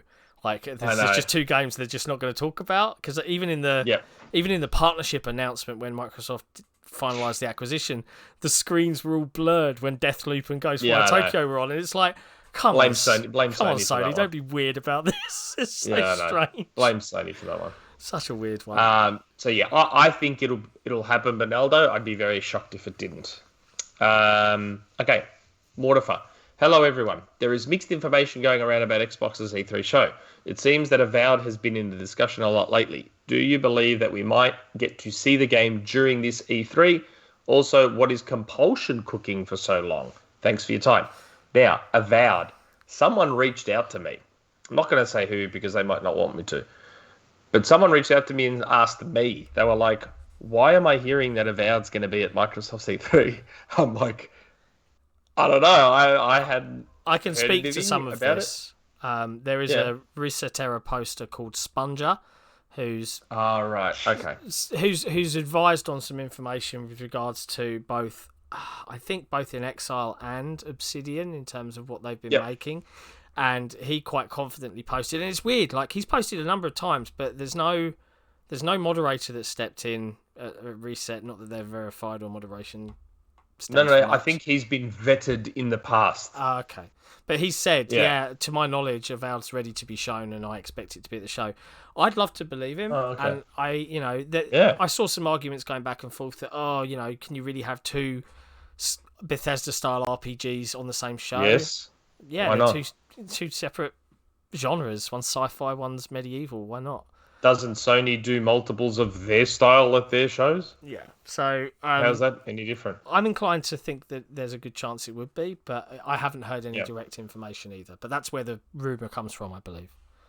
As to Compulsion, it's very funny you asked that, because apparently, now I don't know, I didn't listen to Xbox 2 yesterday, but apparently someone super chatted on Xbox 2 that Compulsion might be working on a Jack the Ripper game.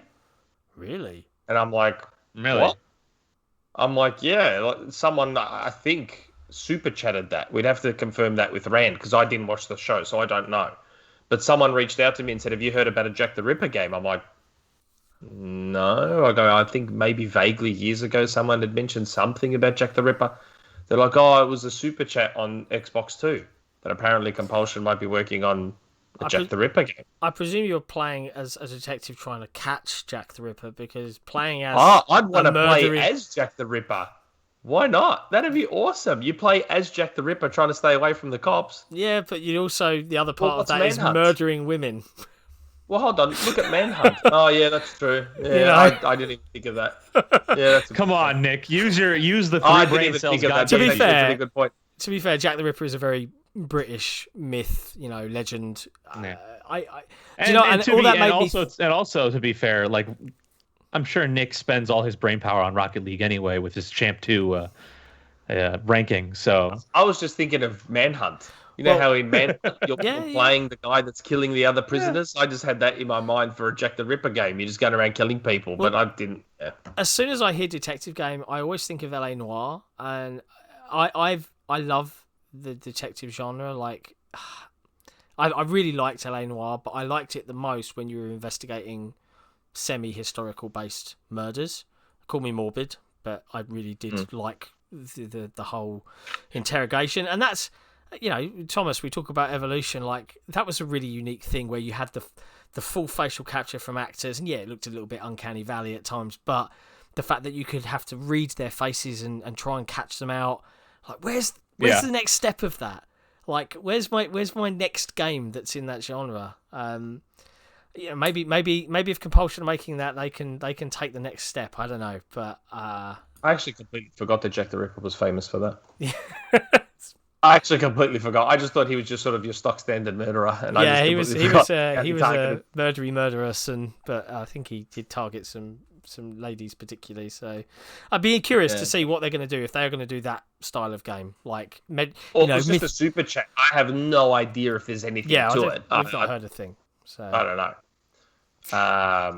Okay. Next one. Shadowless Edge. Hello, the council. Heard you didn't like panels, so I wanted to keep it polite. I hope you are well this week. I come from a small but very active community of achievement hunters, and am lucky enough to speak with the number ones in Australia and New Zealand for Gamerscore, and owe the achievement system a great deal of thanks for allowing me to establish some lifelong friendships. These friends got together and actually bought me a Series X after an incredibly tough year away from my daughter last year with COVID. I was even fortunate enough to be recognised as the Xbox Hall of Fame for Game Pass in Australia last year, which served as a great distraction during that time. Enough about me, though. Number one, do you think we will ever see any big updates on the achievement system in the future? If so, what do you think we could look forward to? A good example is the PS5 introduced the ability for the system to record around the achievement unlock as a nice bit to share later on with friends. I would love to see a similar feature come to Xbox, and hope that they continue improving the current system. Yeah, the PS5, I thought the PS4 did it too, but maybe I'm wrong. You can set it so that when you get a trophy, it records a small clip of you getting the trophy as well as a photo, or either or. You get to pick one or the other. That's cool. It's a cool feature, but you'll find that you turn it off quite quickly. Otherwise, your hard drive will fill up very quickly, and you already don't have much storage on PS5. So the last thing you want is for it to just fill up with videos of every trophy you get. That's the other thing. I'm pretty sure Microsoft had that feature on the original Xbox One. It would auto-record clips when you did something cool. Yes, and correct. then it eventually got abandoned because the system just frankly wasn't very good at doing that. But it wasn't tied to achievements, I don't think, or remember. was it? I thought it was. I'd have to I know check. it used to go crazy in FIFA. It would just record so many clips in FIFA. Yeah, it would just go. Like developers could say, if the player does this, record a clip. Yeah, went bonkers. Yeah, it's too much. The only update I want to achievements really is a platinum-like system where you get some kind of acknowledgement for completing the 1,000 in the base game. Find a way to separate the DLC from the base game achievements, like the way Sony did. That I like. Yeah, like I've completed this because I have no interest to go beyond or play the multiplayer. I've completed this. Give me a platinum for that section. And I wish Microsoft, and I know we have Thomas on, and I played through Ori, and I reckon it was the one thing I was disappointed in Ori, and it had nothing to do with the game. How stunning Ori is, I was so hoping there was going to be all this stunning artwork for the achievements, like either concept art or screenshots or something, and whoever did the achievements used, I think Microsoft must have like this stock template they use, because a lot of games have very similar looking artwork for the achievements where it's like points and an icon and da-da-da-da-da. That was my only disappointment. I wanted some cool backgrounds from concept art. art. See some amazing backgrounds for Ori's achievements. That was the only thing. Here's how this happens. Like in development, you always have priorities, right, for every task and so on. And for me, like, I've never been an achievement nerd and so on. So achievements usually aren't that high on the list. It's also like we actually shipped Ori with some bigger issues, right, with like performance issues and so on that we had to iron out before that. So obviously that stuff was higher priority than that. Yeah. So a lot of times, like, you would like to get stuff like that in, you know, just because it's nice for the fans and so on, and for the whole ecosystem and so on, but just didn't happen in time. Yeah, I know. That was my only real disappointment. That was it.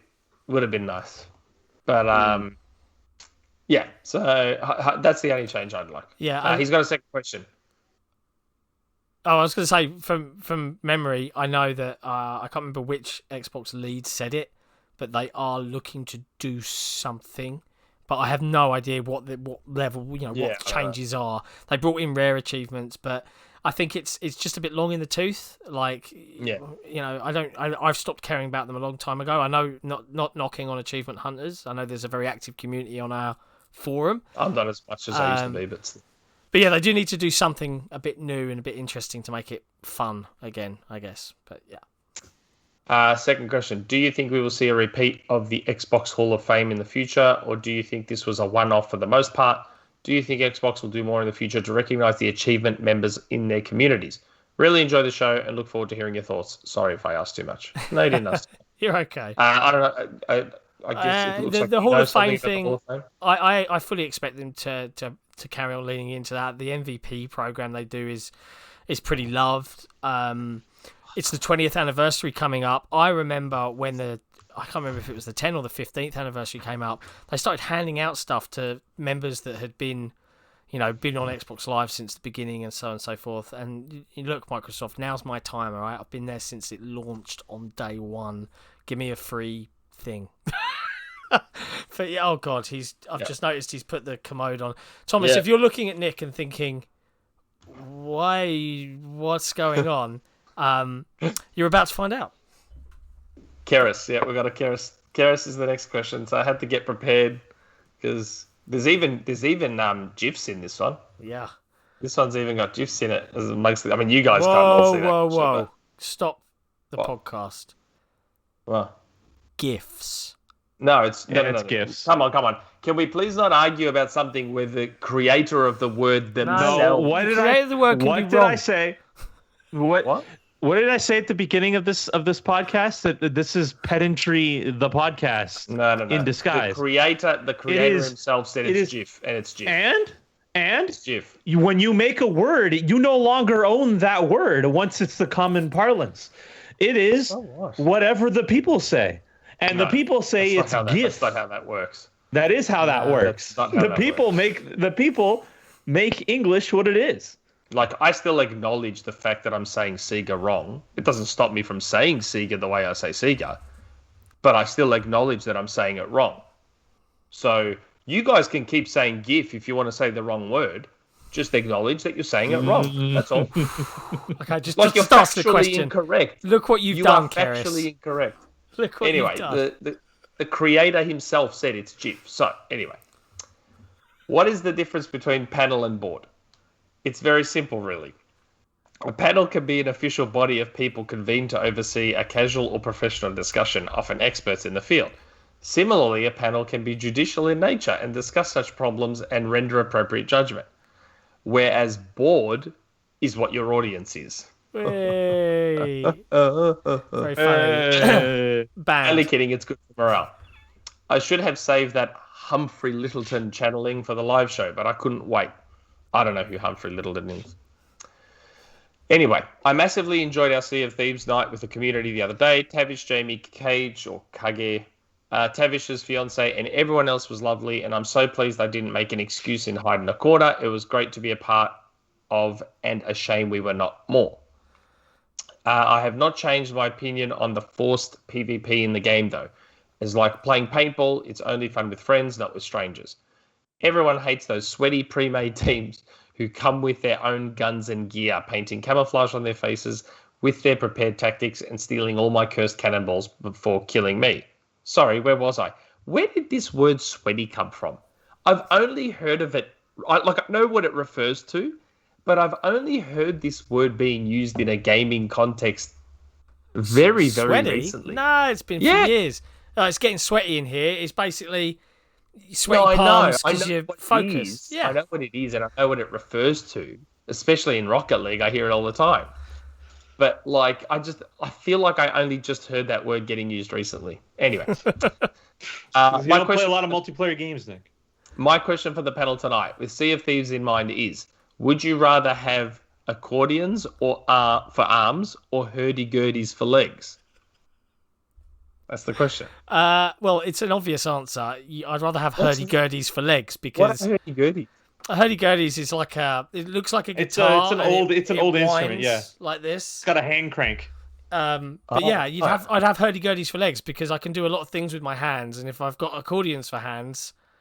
Well, mind you, it's for arms, so does that include my hands? We'd need to go into it, but I'm going to pick hurdy-gurdies for legs, obviously. Same. Accordions for arms. I'll take the accordions for arms, assuming I'm keeping my hands. Yeah. Go Gadget. What about you, Thomas? Okay. Would you prefer accordions for arms or hurdy-gurdies for legs? This is the important questions that get asked on this podcast. No comment. Fair enough. Okay. Fair enough. Okay. Thank you, Cerys. Next question. Quiet Gamer 90. Hello, everyone. I have 2 questions, only this time. Do you think Ninja Theory will be present to provide at least an update, like a dev diary at E3? Yeah, that's an interesting question. Because I had been told HellBlade was pulled, but then Rand came into our last podcast to say, well, they might be putting it back in now. So, I don't know. Last I heard, they are still debating it to this moment about whether HellBlade goes back in or not. I think it would be good to see it, but... Yeah, if it's just going to be a CG trailer, though, is it worth the backlash? Because let's be honest, I don't care. CG, gameplay, whatever. I don't give a rat's personally, but I'm well aware of the backlash they're going to cop. Yeah. Let's be real. Considering it's being developed in Unreal 5, and Unreal 5 literally came out in early access, this week. Yeah. If I was them, I'd go with their instinct and leave it out. Yeah. Just leave it out. Yeah. Anyway, the second question. Even if Halo Infinite has a great showing visually, I think there will still possibly be undue backlash on the game after that tweet from the Bloomberg journalist. Oh, God, that was embarrassing. Your thoughts? Is there any way the game can silence some of this backlash? No. Yeah, did you see that? That Tay Kim guy from Bloomberg, it's funny how much Jason's arrival at Bloomberg has just emboldened him and I guess brought out his true self. Yeah. It was straight away, like bad tweet. Good luck, Halo Infinite, after the Horizon showing. It's like, come on, man. Like, are you seriously... Like, I don't know. This obsession with graphics in gaming, it's starting to get on my nerves now. Well, it's much to Thomas's point about AAA and taking risks, right? The media side of this industry, you know, you're going to go to the most popular platform, and that's what you're going to post stories about because that's what gets you money. And unfortunately, the fanboy drivel, the console wars drivel, it gets you clicks. It just does. Yeah.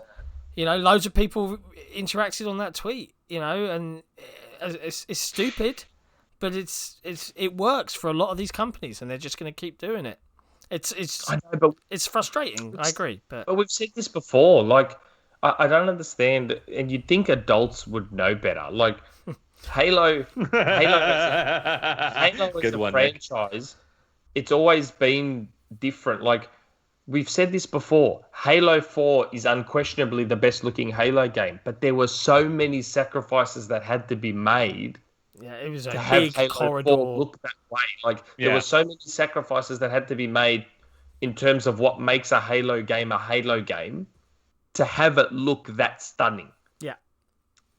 And it's going to be the same thing with Halo Infinite. Like, there's just going to be things like... There's too much Halo going on in the sandbox. Yeah, for it Halo to be... games have crazy physics going on. They've got usually really good AI going on. This is going to be a full-on open-world game. It's going to be running at 60. It's probably going to be 4K 60. Like, it's... Horizon is 30. Horizon is a lot less physics-driven, as far as I know. That really is an interesting conversation to have, though, because as a developer, oftentimes you can't win, right? Because So we didn't even know what Halo Infinite played like, right? Or what did it do? Like, did it have some huge open world, right? Or any, you know, like, because Halo CE certainly wanted to kind of like achieve that, right? With like, I remember the second level that you had, there was like, holy shit, this is so big, right? And at the same time, like, yeah, you had people screaming, hey, this doesn't look up to par, right? But maybe they made that sacrifice for a reason, right? Like, maybe it's because, well, you know, they tried some really crazy things in terms of design. And, you know, what do, right? Like, I don't know, right? Like, maybe they did, maybe they didn't. But, you know, like that's one of the problems that I see with AAA gaming, right? That it's like, no, there's a certain expectation out there. And if you do not meet that expectation, it doesn't matter what your gameplay is like or what the design is like and so on. Well, you know, screw you. It has to meet that expectation. And that, I think, really sucks. You know, like, really sucks a lot of the innovation out of it, right? Because, everybody wants Halo to look amazing because it's, you know, the big first party Microsoft thing and so on. But at the same time, we really have to ask ourselves, well, because visuals are always something where it's like, well, 2 hours into a game, I don't really see it anymore, right? Like, and everybody has that with like, here's this amazing looking game. 2 hours in, you're like, okay, now I'm adjusted to it. Yeah. Looking that way, right? But with actual features and systems and the gameplay being revolutionary or something, well, that stays for a lot longer, right? That's right. So I don't know. I think it's a little bit silly. At the same time, I get it. And it's also why, well, I wouldn't want to work in the AAA space because of those things, because those expectations are, you know, hard to meet. Yeah, I mean, there's been many people saying, and it's a general mantra out there that Halo Infinite has to be fantastic, right? That's the sentence. It's premier IP for Microsoft. It has to nail every single aspect, graphics, gameplay. and I've said this before, I can't remember which episode, but when you look at something like Horizon Forbidden West, right, seeing as that's what was compared with that tweet, it's going to be a purely single player,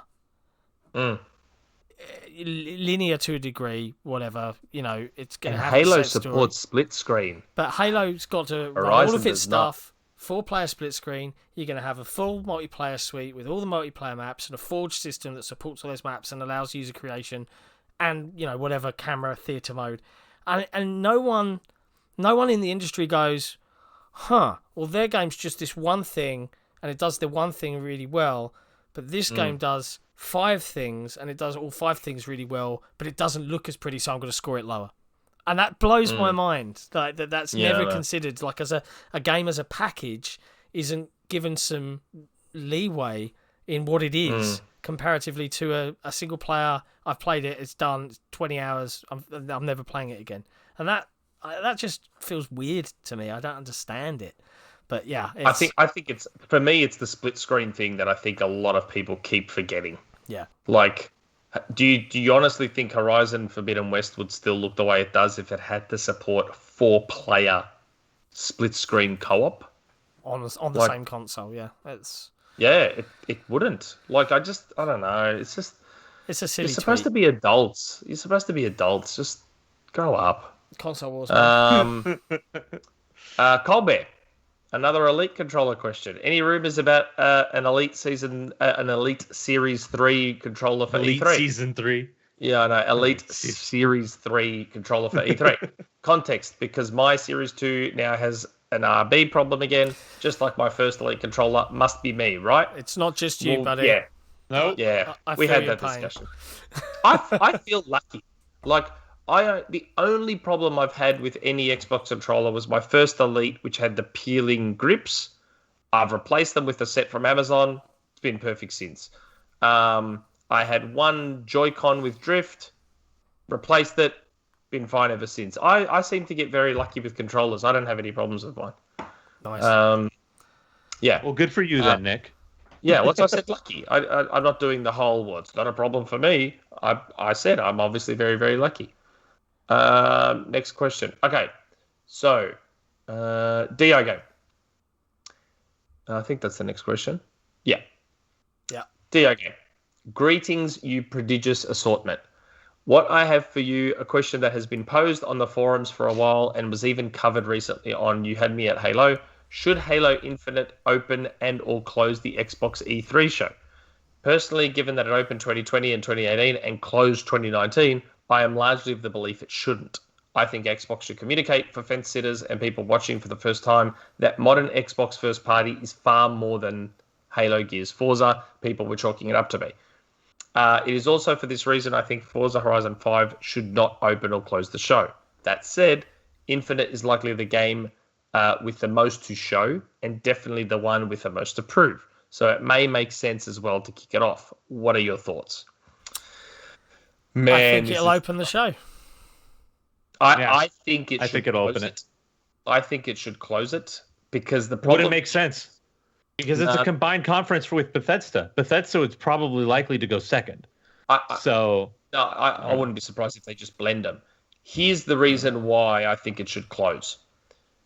Halo opened last year's show, and now everyone thinks last year's show sucks because of Halo Infinite's graphics. If you actually go back and watch that show, it was actually a pretty damn good show. Yeah, it was. But the problem is all people remember is Halo and how it looked and have completely forgotten the rest of the show that came after it. Where at least if you have Halo at the end, because, I mean, you can't know if this new Halo demo is going to be great or if it's going to suck. You can't know that. And it appears as though 343 and Microsoft aren't acutely aware of that. So at least if you have it at the end, the rest of the show speaks for itself. And hopefully that's amazing and everyone remembers it. And Halo takes less of that attention away. Or, that's my only thing. Yeah, it could do either or. I don't think it will be in the middle. It'll either be an opener or a closer. I personally think they'll open it, and I think Starfield will close the show. That's my opinion. Starfield's the hot new thing. Yeah, that's what everyone's been talking about, especially with all the uproar about Microsoft won't make it exclusive. They need to make their money back on Bethesda. So yeah, that's what I think. Close. Ori 3 surprise announcement should open the show, and then close the show with Banjo-Kazooie 3 by Moon. Because remember, Chris McEntee already told us that you guys are making Banjo. So that was funny. Close the show with Banjo. Open with Ori 3 surprise announcement. Yeah. I think what's interesting is with these kind of like shows from the big players, right? A lot of times it's more about, is this a good marketing thing or not, right? Like, for example, that E3 of Dreams thing that Sony did, right? Where it's like, hey, we announce all these things, right? Yeah. And it really, did so many cool games come Enjoy out of, playing like, them in 5 years. Yeah, exactly. Like, it was more about, wow, that was an event, right? Versus, did you really just show, hey, what's coming out soon, right? And I think that hype, and we talked in the pre-show thing a little bit about the whole, hype and all of that, right? But I think that hype level and that everybody needs to be hyped all the time, constantly, right, is a bit of an issue. Like, if Microsoft would do something crazy, right? Like, hey, you see some Halo thing right at the start, and then you see the Master Chief coming in, and the fucking Doom Marine stands next to him or something, right? Like, something that just would generate clicks and would people make go crazy, right? Like, that, marketing-wise, would probably be wiser than, hey, just show your fucking games, right? In the best possible way. Because, well, that's what gets people talking. And I see a lot of issues with that, with the whole, in games, we are so used to right now to just, please hype me all the time for everything, right? All the time. I want it's actually kind of embarrassing. Yeah, and our forum is terrible for it. We're like, guys, chill. Microsoft don't announce something for like a day. Oh, where's the news? It's guys. It's actually a little bit embarrassing. Like, it's it's weird. We dug this grave. We dug this grave ourselves. It's again like, and now we have to lie in it. It's the expectations, right? Like, for example, with Ori or with any E3 thing, right? Like, if you're at 2 E3s, literally what you'll get all the time is like, oh, when is this fucking thing coming out? This has been shown 6 years in a row now, right? It's like, guys, what the hell? Like, we showed it twice or something. Yeah. And these games take time, so chill, like that kind of thing. I mean, I get it though, right? Like, what I love about the games industry is that everybody is so passionate about it and wants to constantly get excited, and it is very exciting, right? Like, everybody gets that, has that feeling of like, hey, something new gets announced, it's super exciting, like, oh my god, right? That kind of thing. But at the same time, I mean, it also hurts us in some way that there's just like because nobody can keep up that constant hype cycle all the time for every single fight and every single thing. Yeah. It's an impossible task. And a lot of times, actually, the opposite happens, right? Where it's like, well, the games that are hyped oftentimes disappoint because, well, they had to spend their resources on the hyping shit. And then the games that didn't get any hype and didn't get any marketing are suddenly like, holy shit, this thing came out and it's great, right? And it's just, getting kind of crazy. Yeah, I know. The backlash often matches the hype when there's a letdown, and it's a major problem. I just and again, I still feel like it's all centered around graphics. Yeah, all of it is centered around graphics. If your game looks pretty then oh my god, it's the best game. Like, I've said it before. Like, all these games are really pretty, like Horizon and like Last of Us, but then they're still ultimately the same thing, aren't they? Yeah, like you're walking through the long grass and you're slow walking and talking, and maybe you're crafting something and maybe you're shooting over some cover, and they're still at their core the same thing, aren't they? Just, I don't know. Yeah, well, maybe graphics is not really even the hard thing to do anymore, right? Like, you look at these Unreal Engine 5 things now, and it's getting easier and easier to just have impressive graphics, right? Like that. Yeah.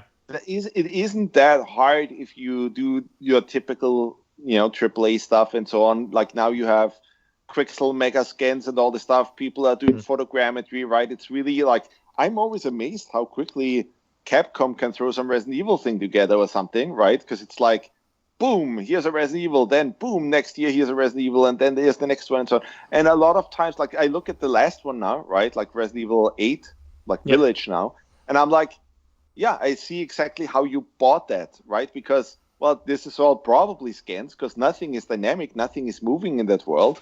And, but really, like, to me, it's always this whole, well, but are you doing really cool things that are different?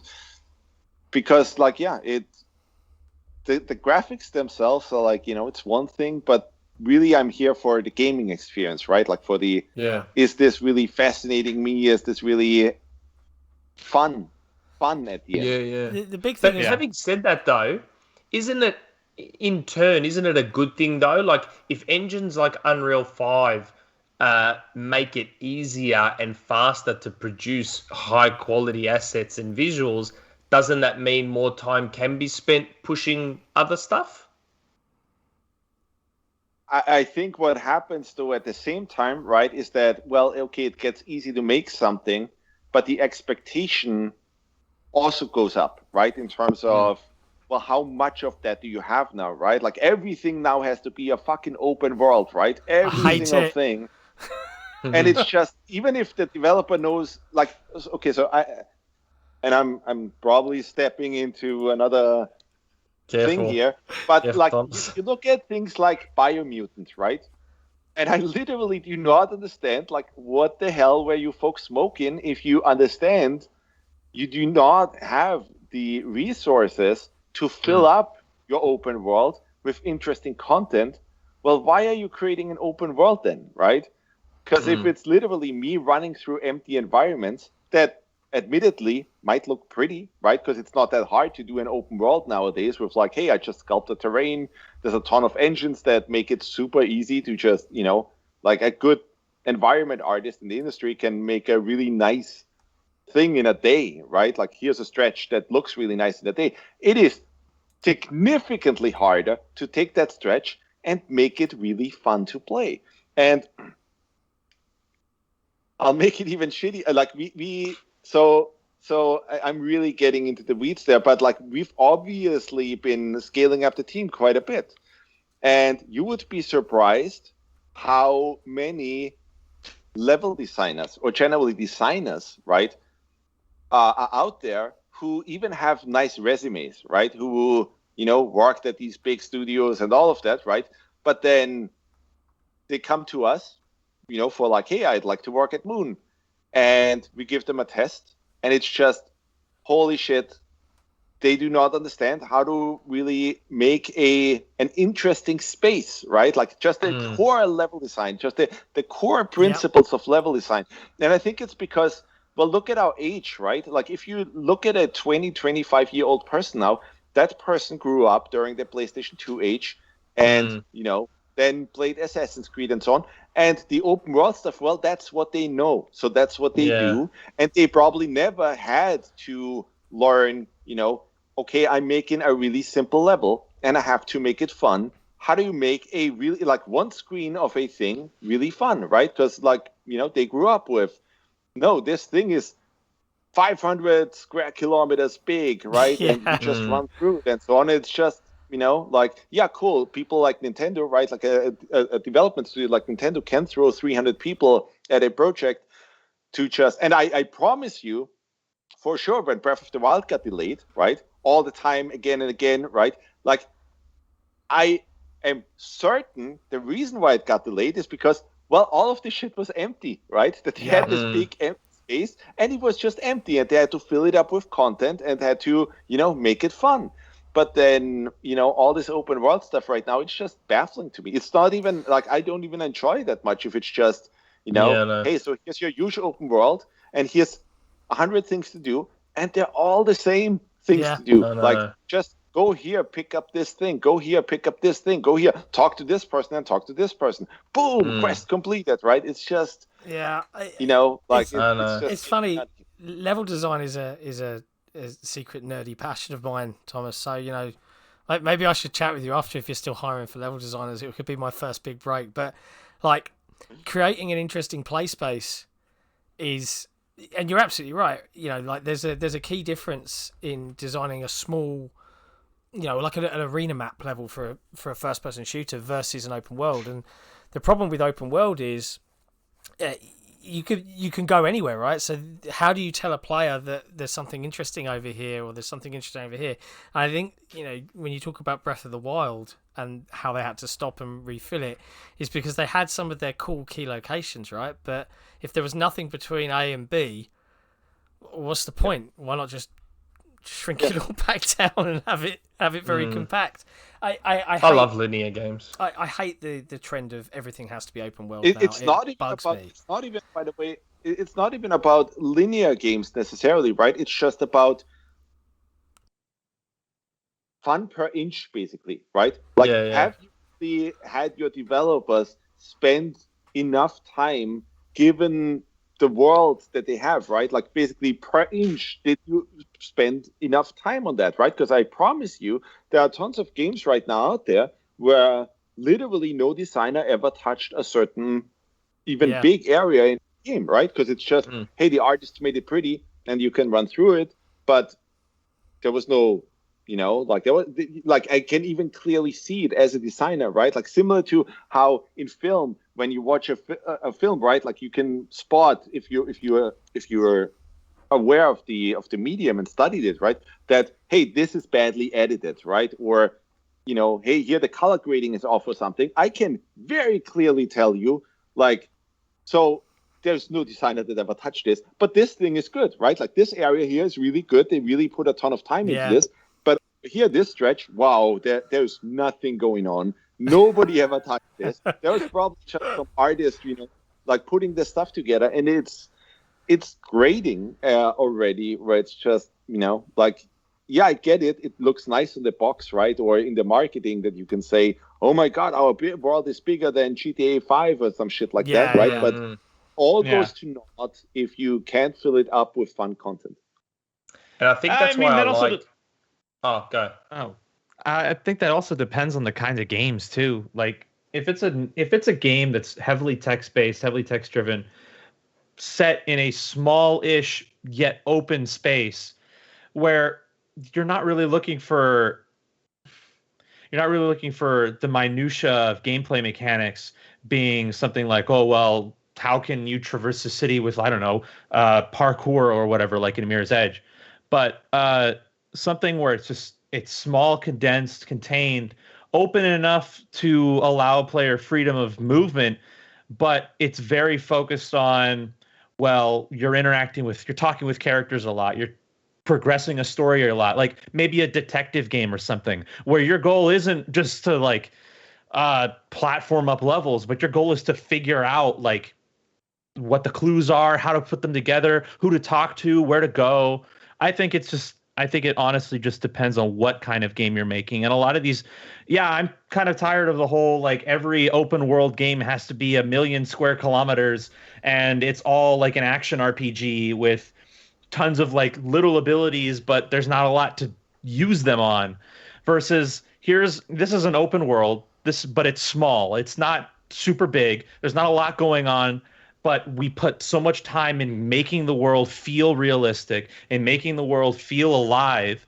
There's tons of NPCs around. You can even talk to a lot of them. They all have interesting things to say. There's a story being progressed. I think it's just focus, really. It's just too focused on the whole action stuff. That's why I think I liked how... Go. Yeah, I mean, I can share a little bit, right? Like, with the RPG that we're making right now, I was always interested in this whole, if you look at Bethesda, right, and what they've done is they always had these huge open worlds with like tons of towns, right? But then the towns are all filled with these robotic NPCs, right? Where it's just, hey, if you talk to them, all they say, good day, sir, right? Or whatever. They don't have backstories or those kind of things. Even in Diablo or those kind of things, it's just like I never really care about these NPCs. So my thinking, like my development philosophy, is much more along the lines of, well, instead of having 50 towns in this game, why not create one where really interesting shit is happening, where every character is super interesting and something is happening to them, right? And it's even customizable or those kind of things, right? That to me is so much more interesting, especially if I care about these characters that are in there. Yeah. That to me is so much more interesting than, okay, I can go to this town and then this town and then this town and talk to all these people, but all of these people are just whatever, like just these. Correct me if I'm wrong, Thomas. Correct me if I'm wrong. What you're describing there sounds a lot to me like Zelda. Because Zelda, to me, in Zelda games, I find you don't have a lot of towns. You've got Hyrule. Yes. But all the NPCs, actually, a lot of them do have backstories. Oh, I've lost my husband and I can't find him. And they're not necessarily quests. They're things you may or may not do on your travels within Hyrule. So you may happen to find something and then you go back to this town and that lady finds her husband again, or this little kid did these. Like, just when you were describing that stuff about one town and everyone's got it reminded me a lot of some Zelda games. Yeah. But maybe I'm wrong. I don't know. That's just what I thought of. Because Nintendo is just generally good at cutting away the stuff that isn't fun, right? Or that is just filler content, right? And I think that's what we have a lot with kind of like open world games. That's just, here's a lot of filler content because, well, how else do you fill it up, right? And even in large studios, there's only so many hours in a day. You know, like for everybody, you can't fill it up with brilliant content usually. So I don't get it. I don't get why it's not better to create 1 or 2 or 3 towns that are really interesting, that are really good, that are really tightly designed, where a ton is happening and all these characters are interesting, versus, no, you have 20 towns and it's super expensive, right? And it's just the largest open world game ever created and so on. But then you already know, well, all these characters, it's filled with stuff I don't care about. Yeah. I'd love to see you just reminded me. Route. You just reminded me though of the whole like cramming your game with so many collectibles. It's ridiculous. I was having a conversation earlier this week with a friend of mine because he's going through the Batman Arkham games for the first time. Like, he's never played them before. He's just fresh going through it, and he started Arkham City. And then he comes to me and like, why is there 440 Riddler puzzles in this small space? And there's an achievement to finish every single one of them. And he's like, oh, gosh. That's the stuff I immediately switch off from. Days. He said he spent 2 whole days of just going through and getting all those Riddler trophies or whatever. And it's just like, why would you waste so much time on this? It's ridiculous. That is so much filler for a game that's like, why would you do anything other than the main story? I think as well the whole super condensed town, I'd argue a little bit that's what the marketing for Cyberpunk tried to show. That Night City is this really densely packed, everyone's got a story, you can go into all these high-rise towers and they're all that's the impression that the general marketing tried to give, and I'd argue that's why it got so much hype behind it, because the setting's really cool, and who wouldn't want to explore a super densely packed it was when it came out and it was revealed that the city had basically no life to it, and it was just a generic shooter, a looter shooter. It was like NPCs just doing. They didn't even have at least in GTA you can actually go and follow an NPC, and I can't remember which game it was, but it was I think it was either SimCity or Cities. What's the other? City Skyline. Skylines, yeah. Yeah, they followed their NPC, and they purposely made their little city had one house in it. And they saw the family come in, and they literally just watched what these little NPCs were doing, and he'd go to work, and he'd get the bus, and, the other one was go to college, and then, this one got ill and died, and he was watching their whole life, and he was like, it's just them. But then you look at games like GTA, and that's GTA 5's what, 2013 now that came out? It's like nearly a decade old, but their NPCs have a cycle. But then Cyberpunk comes out, and these NPCs will just disappear when they go around a corner because you're not watching them anymore, so they don't matter. And when nothing matters, what's the point in having it? We could go down the game design. I know. We keep going on these massive. The title for this podcast will now be Game Design 101. I like the way the first two Tomb Raider games do it. You have little hubs, like just semi-open hubs that you can design in a more. It's basically a 3D Metroidvania. Yeah, I'd love to see something along the lines of like Return of the Obra Dinn, but the puzzle and the mystery takes place over an entire town. And you're just trying to figure out what's going on and unraveling these little clues while talking to people and finding out their stories and how they live their lives, you know? Something like that would be amazing to play through. Yeah. Okay. Next question. Phalaxis. Greetings, Chief Elders of the panel. Already a great bunch of questions precede mine, so I doubt this will be a good one. If Forza Horizon 5 is indeed set in Mexico, do you think seasons will remain a part of the game?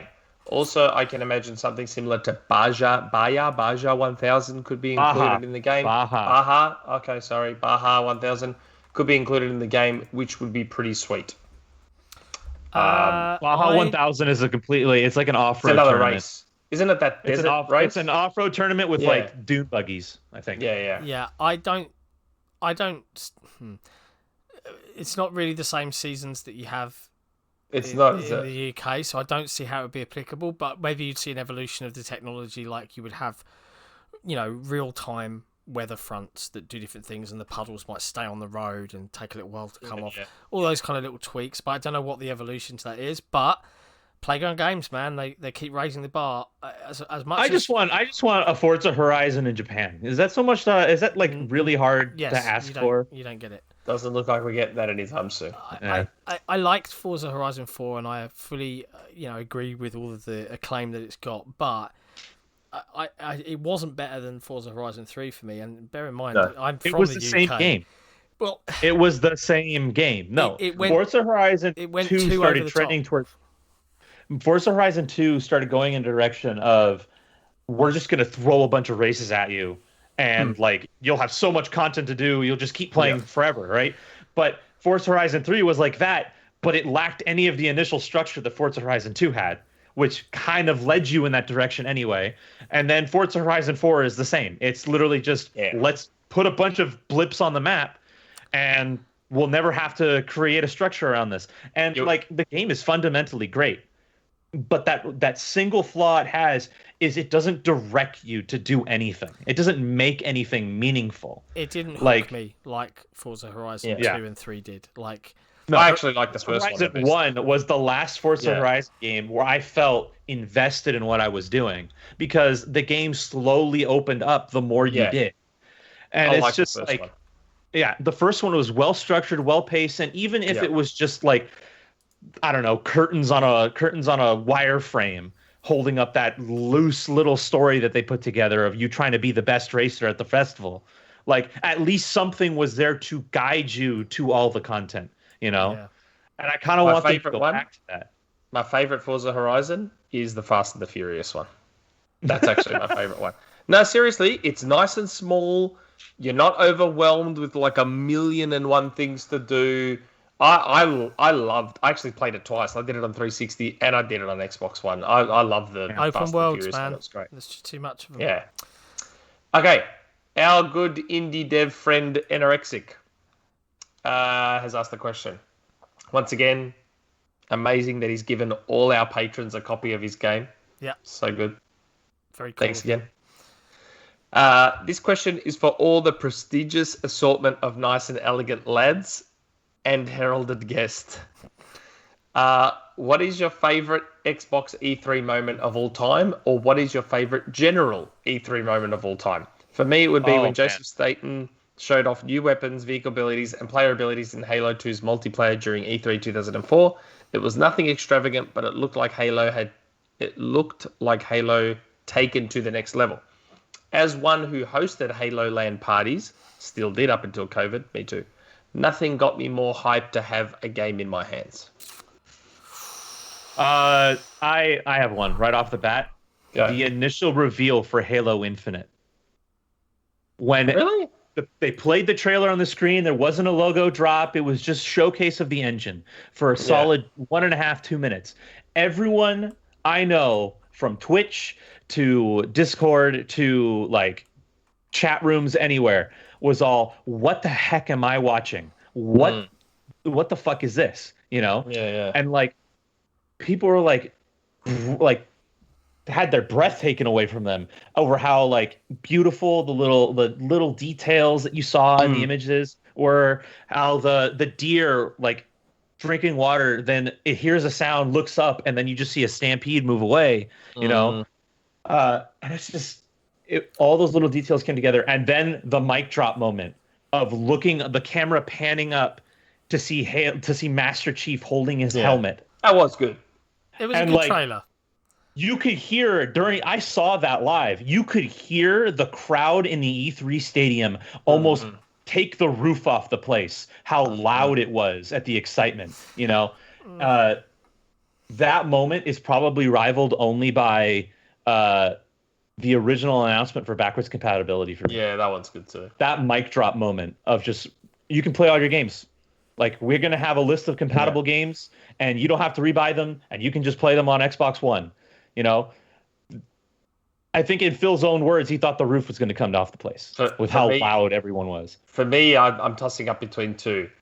I think it was E3 2014, I want to say, where it was all very quiet, and then you heard the orb sound from Crackdown. They just played the Crackdown orb, and I was like, what do you mean? And then they went ahead and showed the trailer. And then E3 2013 with Killer Instinct.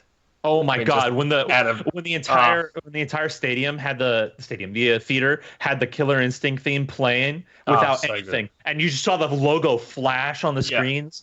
Yeah, that was ridiculous. The music played. Call me old school, boys, So but good. the only the only E3 demo that I've watched repeatedly, even as recently as last week, because you, Kage Maru, and One Bad Mother did a E3 2003 revisit, was the Halo 2 Bet You Can't Stick It demo that was absolute bullshit and was never in the final product. But that was I watched that so many times when I was a kid, man. I was just like, I can't believe this is a thing. And I've never been more disappointed than after I finished Halo 2 and realised that none of it ever came to pass. Like, there were so many cool little things in that demo, like the city under siege, watching the massive Covenant battery go, and the building just blow up next to you. None of it was in the game. I'm very bitter about this. I still like Halo 2, but, you know, a lot of people that laud its multiplayer, But that demo was the only one, even to this day. The music was so great. Everything about it was just freaking awesome. What about you, Thomas? Best E3 moment for you got any? All time? Well, I've actually been to quite a few of the E3s that you guys mentioned. That one Halo trailer that you guys mentioned, Ori, was right after that, which was crazy to follow up on. The one thing that I remember where I just was loving it for how passionate people were for the game itself was the whole Twilight Princess thing. When that was first announced, and everybody Twilight Princess. Twilight Princess, when Princess, Miyamoto was on stage and just everything went absolutely crazy. I think that was just a nice moment to see people, like, how excited people were for Zelda, and for that particular moment, like seeing that legend, like Miyamoto on stage, and, like, you know, showing that game and the epicness of it and so on. I always thought that was a nice moment. No other industry has like the number of mic drop moments over the last several decades as video games do. Like, just insane, like, reveals and twists and, like, all this, like, it's so cool watching a really good E3 live. Yeah, because it feels like a spectacle almost. Yeah, I love it. It's Game of Christmas, man. It's Game of Christmas, and I will. A lot of people loved that E3 might die, and I appreciate that it puts a lot of pressure on developers because they have to go off and make a really fucking polished vertical slice of whatever because game development is hard and it all comes together in the last 3 months really. But man, as a consumer, I love it. Yeah, I love it. But yeah, that's a good question. Thank you, Anorexic. And the memes. It's actually, let me actually bring up something interesting, because this is something that we have discussed internally as well, right? Have you guys ever considered it, thinking about this kind of not from a consumer point of view, but from a developer point of view, right? Because like, who knows after Corona and all these things, right? Like, if these trade shows even still make sense, right? Yeah. So what's interesting is, like, so obviously we had to deal with this internally, right? And there's always a lot of regulations that you have regarding, okay, can you show your video at E3, right? Like, first of all, you never really know, right? Like, we did a lot of trailers for Microsoft, and even though we knew, hey, we made a really good trailer, we never got a guarantee that, this is gonna be shown there, right? Like, you never get a guarantee. And that is really scary, right? Especially if your marketing depends on it. And then the other thing is, well, again, this goes to press and everything, right? Like, so what is the press going to report on, right? Obviously, in these kind of shows, they're going to write about the things that generates the most clicks. That is not going to be small games. That's going to be the really big things that people are waiting for. The God of Wars, the Halos, Gears back then, those kind of things, right? So as a developer, honestly, I'm looking at this and I'm like, so actually, given all of this and having that scar tissue now, why in the hell would I show my game at one of those trade shows at this point? Because, like, hey, I'm showing it there as one video out of 30 or 40, and there's a good chance it's not going to get the same attention that it could get otherwise, right? Because, well, press has to write about it. So one thing that we brought up kind of like in the team, right, was this whole thing of like, hey, we're in this fortunate position as Moon Studios that honestly, I could literally just go on Twitter and say, guys, here's a countdown. We're showing our new thing. On a random day where there's a slow news day or something, right? Yeah. And just get the same exact marketing power out of that than me, or more even, right, than me showing something at E3. And I think that's going to be really interesting to see how the industry changes. To some degree, I get where John is coming from, right? This whole thing of like, well, this is when the industry is coming together and you see all of this crazy stuff. And once a year, right, and it's like this huge event and so on, and that's cool. But there's a lot of considerations if you are a developer, right? And especially now with Corona and all those things, right? Where it's like, well, is this really the best thing going forward? And I remember, right, when Nintendo first announced the whole Nintendo Direct thing of like, we're not going to do a live show. We're going to just record it. And then we're going to show it to you at a certain point, right? And everybody was like, that's super fucking lame, Nintendo. Why wouldn't you have a live show? That's so stupid. Now they love them. And now everybody's like, everybody loves Nintendo Directs, right? Everybody gets insanely hyped about it and everything, right? And it works for them. So I think China with the whole trade show thing is going to be really interesting. I'm looking forward. We've had this discussion in that. Microsoft has their Inside Xbox, and a lot of people really hate the Inside Xbox show. But we've said it multiple times on the show. It's not really about the format. It is only about the content. And unfortunately for Microsoft, from 2013 to 2017, 2018, they didn't have anything good to show, and ergo a lot of the shows that they did felt a bit but you're completely right. I'd argue a little bit, depending upon your pedigree, you could, Moon Studios would make a big impact if you announced a game, but if this was your first game, you might not necessarily get the, wouldn't, if this was your first game ever and you were just indie studio number 173 announcing your game on Twitter, probably wouldn't get much, right? So you'd go through the scar tissue if you could get a chance to be on an E3 stage. But yeah, now that you've earned your scars, your warrior stripes from a development point of view as a team, there is a ton of Moon Studios fans out there that would be like, Moon Studios just announced a game? When? What time? They would flock to.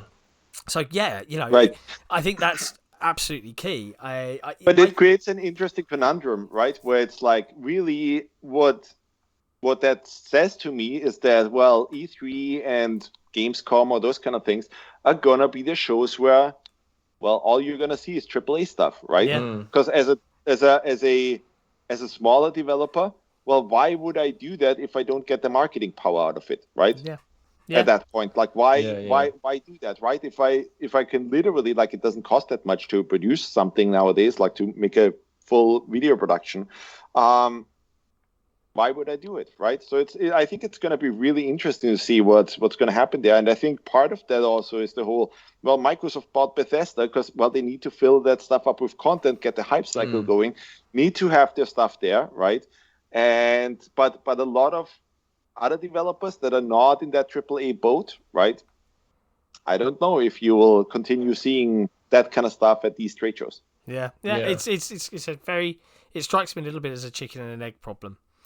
You know, like if you're big enough, then you don't need to. But if you're not big enough, maybe that's that last little extra bit of muscle that could get you to that point to then not need it. It's a complicated one, but I completely agree with you. I've worked with and I've spoken to a number of developers that are like, going off and creating that specific, like vertical slice, that demo is just, we just didn't want to do it. It's just really not helpful at all. Because we're trying to build the game here. We've got like times we need to hit to do stuff to stay on track, and going off to do that is just not helpful for anybody. Yeah. So COVID has changed the whole environment across the world in terms of how people work, not just in game development, but just generally. Like I've been reading a bunch of stories today about how London offices are just, well, what's the point? My company has closed my office, so I'm just a remote worker now forever. And some people don't want to be a remote worker. It's the whole world is different, and it's going to be interesting to see what happens across the board to these kinds of things, right? But yeah, it's interesting times. But that was a good question. There's lots of they're churning them out. They heard you were coming on, Thomas, and they're just like throwing things in there. Dio Games back with another one after he heard Thomas was on. As such, not sure how questions should be handled, but great to hear Thomas can join. As such, for Thomas, what inspired the team at Moon to use hand-drawn art for Ori, and will the next project use the same? If under an NDA with Private Division, don't worry about the latter question. Well, first of all, we started out not making a Metroidvania. We wanted to do something else at first, but then when we said hey, we're making a Metroidvania, then really it became this whole, how are we going to tackle it? It has to be a 2D thing, right? And I never liked the look of those 2.5D games. It always kind of like has a bit of a cheap look to it. Like I think things like the Donkey Kong Country remaster, what was it called? The Donkey Kong Country Returns, those kind of things, they were pretty good looking, right? But still, they had these low poly environments and so on, and it just never really looks super high quality, right? So literally what we said is, back during the 360 days, hey, nobody had ever done a high resolution Symphony of the Night thing, right? And I just wondered, well, what would that look like nowadays, right? If you could just paint it all, you don't have those sprite limitations that you had, where it's like, hey, everything just has to be an 8x8, 16x16 sprite tile. So that's what came out of that. But I think generally, the reason why we're using that kind of stuff, right, that handcrafted, that painted style, is because, well, it still looks great. Like it will always look good. It's timeless. Right? Like you look at Disney films from the 50s and 60s and so on. They still look good. Like I just, for the first time, watched The Jungle Book with my boy, who's now 3 years old. And he enjoyed the hell out of it. I could not imagine playing a game from the 70s or 80s, right? Because it's not going to look good. And if you go to the photorealistic route, right? These games age incredibly fast. I remember when Uncharted 2 came out, I was like blown away, right? This looks like, holy shit, this looks almost photorealistic. A lot of this stuff looks really good. I look at it now, it's fucking ugly. It's just like you see a lot of this mushy textures and all of like it just doesn't look that good anymore. No, they do. They age fast. Those games age fast. They age super fast, right? But then if you try to do something that has that painterly quality, I mean, look at Wind Waker, Sea of Thieves, right? Like you look at that, or look at a Caravaggio painting or something, right? You look at that and it's just, oh my god, it's so good, right? It's so good. And a lot of it comes from that it's just, it doesn't age. It was funny to me, right? Like when we were developing Will of the Wisps, if you compare it now to Blind Forest, Will of the Wisps looks considerably better. Like the it's incredible. resolution is better, the whole lighting model, everything is like there's a big step up there. And it kind of looks like what you remembered Blind Forest looking like if you hadn't played it for a while, right? But at the end of the day, when we then released Blind Forest shortly before Will of the Wisps came out on Switch, that was like a 5-year-old game at that point. And still people were like, wow, this looks fucking great, right? On especially on this platform and so on, that it still, looked good. But you couldn't imagine that with some other, game where it's like about humans and like photorealistic stuff. If at that point it's a 5-year-old game, it's not going to hold up. It just won't. Even the games that we're looking at right now, right? 5 years, 10 years down the road, not going to be impressive visually anymore. Yep. So I like that about that approach, that if you take a different approach, if you don't see the polygons too much, if you let artists just be artists, if you drive good visuals through good art direction and not through the tech behind it, well, it doesn't age as much. So, yeah. Well, and regarding the new thing, you will have to see. Yeah. I mean, look at... I always bring up Wind Waker. It's my least favorite Zelda game, but people still talk about how good Wind Waker looks because of the style they chose. Wind Waker in 4K is still great. If you look at a bunch of other GameCube games during that era that tried to be realistic, right? Like it just doesn't look that great. Yeah. Yeah, there's a lot to be said. And that's why it's unfortunate, this whole focus on everything having to be hyper-realistic. It's, annoying. It's unfortunate. Okay, next question. Where are we? Donka Besa. Okay, Donka Besa. How funny is it, this is for Thomas, how funny is it when you see completely wrong leaks about your next project? Also, thank you for Ori. Will of the Wisps might be my favorite game of the past decade. How funny is it when you see completely wrong leaks about your next project? We're just always laughing about it. There was just one coming out describing in detail our new game that was just completely fabricated. Just everything about it was just, where the hell did they come up with that? Like, hey, you play some woman named Kaz. I don't know. I have no idea. Like that, everything was fabricated. It's just fun, It's just like people make up fun stories because of, again, the hype and so on, right? Yeah. It's just funny. Okay. Next question. Question for Thomas. But you can all answer as well. I can't answer this because I don't really play these games. If you can only pick one class in RPGs for the rest of your life, what class would it be? Examples: warrior, mage, thief, rogue, ranger, etc. I would pick mage with no hesitation. Also, what's your favorite RPG, and was it because of story or gameplay? Thanks for coming on again, Thomas. That's from Hexa. Let me actually use this question to spin up a little bit of a thing.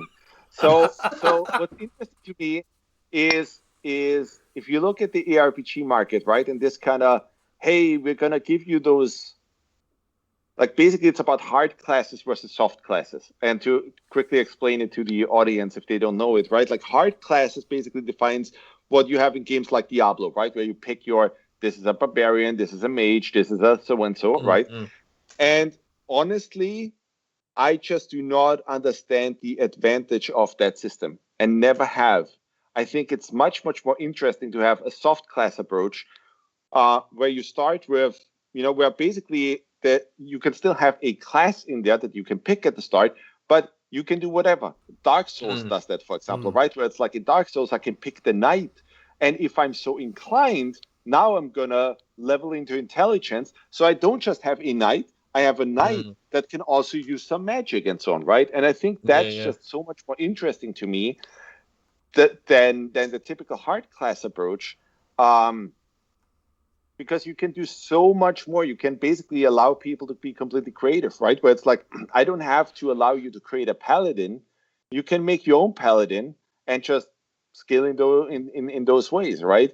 And that to me is so much more interesting. So I'm not going to say which class I enjoy the most, because I don't enjoy when a developer forces me into a certain class. What I would love to see is that fantasy approach, that whole role-playing approach. Like, I love the idea of a game where if I want to be a merchant, I can be a merchant. If I want to be this, I can be that, right? Like that is just viable. That is really interesting to me. And the more games push me towards, no, you have to play it in that specific way, I don't know. I don't like it that much. See, I'm completely the opposite. If there's a soldier class, I can just shoot or smash. That's the class I pick. Because I don't need to think about this stuff. That's the one I'm going to choose. Yeah, right? Like, even that's the nice thing that you get with the soft class system, right? Like, if you are that kind of person, well, just level into strength and play that soldier class. That's totally fine. Everybody knows how to do that. But for the people that really want to go nutty, well, they can. Yeah. So true. What about you two?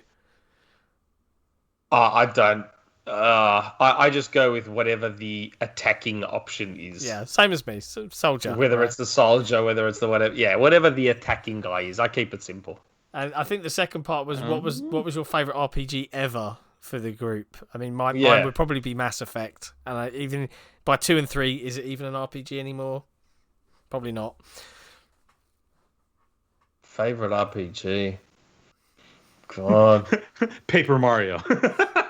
Fable would be a close second, but again, is that even an RPG by the time the second and third? I guess for me, it's Zelda. It's the Zeldas for me. Are they even role-playing games? It's always action adventure. Yeah, I know. adventure. The action adventure. I know. It's more action adventure, but it's such a blurred line now. Everything's an RPG nowadays. Has it got a skill tree? Everything is. Yeah, everything's an RPG now. Like, it's a role-playing game. You play a role in all of them. Like, it's. Yeah. I don't know. To me, the only one that has a little more definition is RPG versus JRPG. Like, growing up, I always knew the JRPG as the turn-based squad of 4. You know, these moves get leveled up, and like Pokemon, and that's what I define as the JRPG. And then the RPG is a lot more broad. They're all RPGs in some way. Even Horizon Zero Dawn has you talking to different characters and doing this and doing that. Yeah. I don't know. I know it's not by the very strict definition of an RPG, but I'm still going to pick Zelda for me. What about I'm not a big RPG guy. Yeah, neither am I. What about you, Thomas? Favorite RPG ever?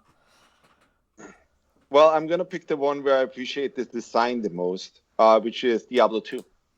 It's just so well, like, that game was so well designed and so balanced that I just tip my hat to whoever development studio, like that Blizzard North back then, that they came up with that and balanced the ever-living fuck out of it. Like, that is such a, design-wise, such a masterpiece back then. Like, that crazy. So yeah, I would say Diablo 2. Okay. Good call. Figments, did you say yours? Okay. He doesn't get to say one. Okay. Sorry, it's I was getting a call and stuff happened. Anyway, I just had to decline it. So favorite. Oh my god, give me a second. Move on. Okay. We'll go to the next question. Quick question for Thomas from Phalaxis. When's the next Ori game? we already talked about this. There's no Ori game coming. Not yet, anyway. In stores. See you next week in Game Magazines. Shadow announced / drop. It's just both coming at once. Okay, Quiet Gamer 90 again. Quick question for Thomas. How did Game Pass benefit the Ori series? If this has been answered before, you can skip it. Is there anything you can actually say here? Yeah, again, like, I have to be a little bit careful. So I think what's interesting with Game Pass is the reason why we thought it would be interesting when Microsoft first approached it is with Ori, we knew it's a game that when people play it, they usually really liked it, right? Like, we set them down with Blind Forest because the quality was really high, that even if people weren't into platformers, or Metroidvanias and so on, usually when we sat them down and had them play the game, well, they were like, I really like this. This is fun to play. And I think a lot of people, like Ori sold gangbusters, like crazy to us. Like that was just, oh my God, like compared to our initial projections, it was just blew it out of the water. But still, it would never sell the amount of copies that a Call of Duty sells or something, right? Like it doesn't happen with that kind of genre.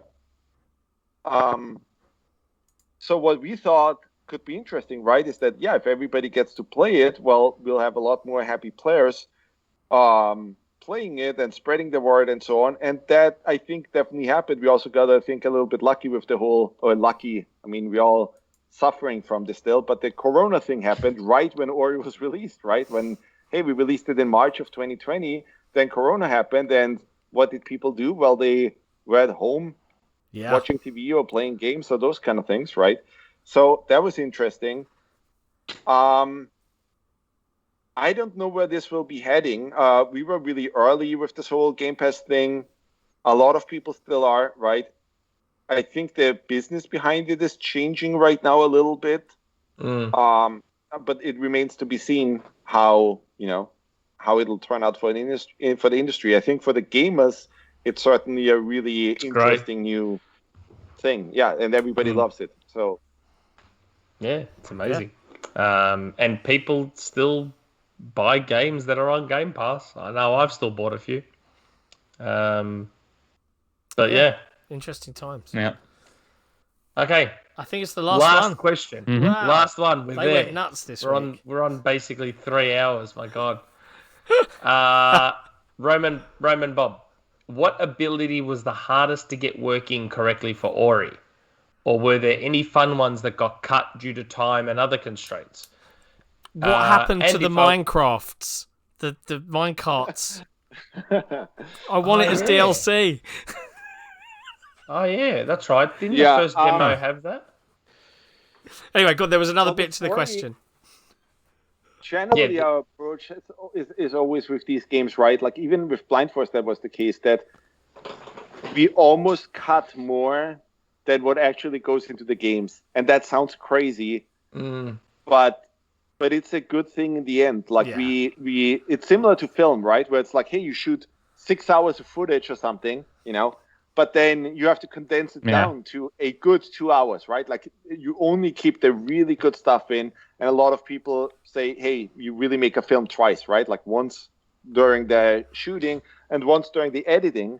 And we approached it in a similar way with Ori, right? Where it's like, there were tons of things that we had in the game, even until extremely late, that just got cut. Like there were even in the trailers, we had like 2 full environments that we showed that were actually fun to play, but didn't really feel as finished and as good as some other stuff. And our approach is always, if it doesn't come together, if it's not as fun, cut it. Just good philosophy. Doesn't have to be there. And again, like that's the whole open world kind of thing, right? Like our approach is really, if it's not fun, just fucking throw it out, right? Yeah. If there's ever a stretch where players want to put the controller down, well, you failed, right? Like that's just it, right? Like you just, if it's not fun, then you got nothing, right? So with the minecart level, like we actually had this really cool minecart level where we had a bunch of levels that were really fun, where you had Ori jump into a minecart, and then by pressing a button, you could actually flip the minecart, right? So, so it was we wanted to look at Donkey Kong Country and say, well, we can do this better. and like you had a minecart section, it was upside down and gravity, and we did a lot of the crazy stuff that the Forlorn Ruins had in Ori and the Blind Forest. And you were suddenly jumping kind of like upside down and the normal way, and then you had to combine this with Ori's abilities of like, oh my god, this minecart will crash, you have to double jump out of it, bash, do another jump over there and land in the next minecart and so on. But ultimately it just didn't really fit. We just decided as a team, hey, this doesn't work with the rest. It's so not we cut 100%. And with the abilities, it was a very similar thing. I mean, we had some crazy weapons in there. Like we had weapons that were similar to the Kratos, chain sword kind of thing. Yeah. We had really good animations. Like the animators at Moon are just nutty and really nice animations for that already and so on. But it just, like part of it is, well, we didn't have the time to really, at the end of the day, polish it and get it all balanced and working. And part of it is just, no, at some point you have to just say, guys, we're in the stage now where it's all just, let's edit it, right? Like we're in the editing stage of like, we have a bunch of this stuff, what really works, what really doesn't get work. And if it doesn't get work, let's agree that it doesn't get work for a reason. Mm-hmm. Not because of whatever, right? Because, hey, we just weren't that passionate about it to polish it at that point. And then it's just, well, goodbye. That's going to get cut and who cares? Yeah. Like, as long as the game is really, really, really good, nobody's going to care about these kind of like couple of things. As long as the structure still works and everything, right? And I think it did. I kind of still want the minecarts, we cut more. Well, maybe with RE3 at some point. We'll see it return. I remember the demo I played of Will of the Wisps at PAX Australia in 2018. I think back now, and that's not in the game. That demo must have been a very specifically built, like that character, the merchant was in there, and a lot of the environmental stuff was in that demo, but that specific section of the game is not in the final game. Like I'm remembering back now, and I remember playing that and loving it and thinking, oh, I can't wait for that. But now thinking back, that wasn't in the game at all. That was a demo built specifically for trade shows. Yeah, it was. And also like the difficulty, we just had a really interesting, like Chris McEntee, you mentioned it before, right? Was actually doing a really interesting interview with Mark Brown about level design. And he kind of like mentioned a lot of the stuff of like, hey, how this level came to be. But we specifically did it as a first test of like, hey, we'll have to show gameplay and we want to prove ourselves and show people what the gameplay is of Will of the Wisps. And we built this particular stretch of gameplay for E3. And it wasn't to fool anybody or something. And it wasn't like, hey, we are showing something here that will not end up in the game. We cut stuff that was already working because it wasn't as much fun as the rest. Yeah. That, right? And... Oh, no, the demo is still... Yeah, go. So the other thing is... when we built it, it was also funny that because it was a trade show thing, we couldn't like did that stage that you played there, right? Like the Windswept Wastes actually happens fairly late in the game. So we had to at some point go in and like rebalance it completely because when you make it for a trade show, it has to have a certain difficulty level that isn't super insane. Otherwise, press is like, oh, this is the most difficult game I ever played, right? Yeah. So that was interesting. But yeah, there was a lot of stuff in that trade show build that never ended up in the game simply because, well, we sat down and said, this level is an 8, this level is a 10, this level is a 6. Everything that's a 6 just shouldn't be in the game. That's it, right? So it makes sense. Oh, yeah, all those bits, all those individual bits were in the game, like the UI and the weapons. And I was just more talking about that specific slice of that environment and everything wasn't there. But yes, there was all those exploding spiky things that are in the Windswept Waste. They were all there and all that sort of stuff. But it's funny. I'm thinking back now and remembering that I don't remember seeing that in the game. Okay, his second part. And if I were allowed another, when they start a game, do they have a rough idea of the time frame it will release? Or has that come later in the process once some initial planning is done? Obviously, plans change, and all sorts of projects usually run into delays or scope scale creep, but I'm curious how this works. Yeah, you always know. You know from the very get-go. So here's the process, right? When you pitch a game, normally there's a pitch process where you pitch a game to a certain publisher and have to tell them, we think this is how much it's going to cost. we think this is how long it's going to take. You have to have a whole business plan and everything. So obviously from the start, hey, this is going to release 2 years, 3 years from now or something, right? And then as you build it, games are extremely difficult to build. I've never seen a game being done in a typical waterfall model. That's why everybody uses Agile, right? Waterfall model means, well, you literally just write up, here's 5,000 tasks. We can just do one after the other. It just doesn't work that way. It's a creative medium.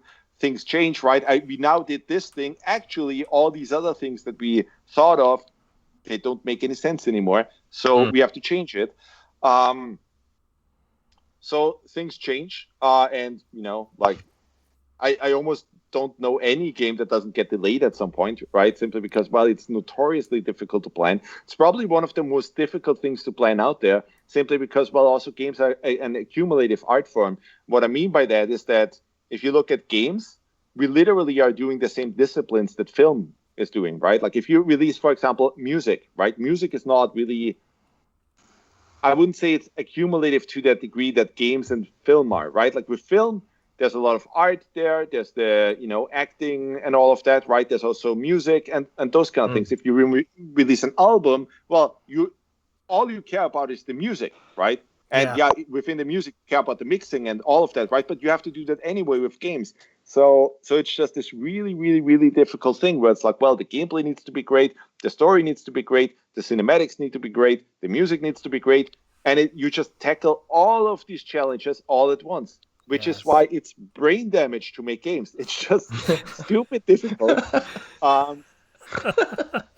You never really should do it, but it's also really fun, right? Because it doesn't get boring. Because hey, one day you're spending your time on level design, the next day you're thinking about, oh my god, we have to get certain things across during story sequences. How do I tackle that, right? So that's what makes games really fun, but at the same time, really, really, really hard to make.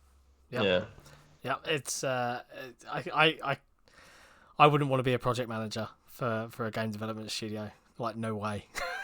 No thanks. It's too much. Oh dear.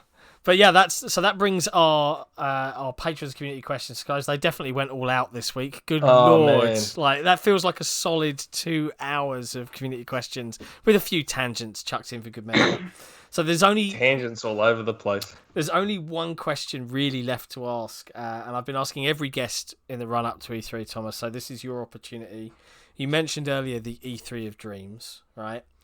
If doesn't matter who, doesn't matter what is your personal E3 of dreams? What's your top 3 things that could get announced 2 weeks from now that you'd love to see? Can be completely insane, but what would it be that would make your nerdy gaming self go, oh yes, finally? What are your top 3?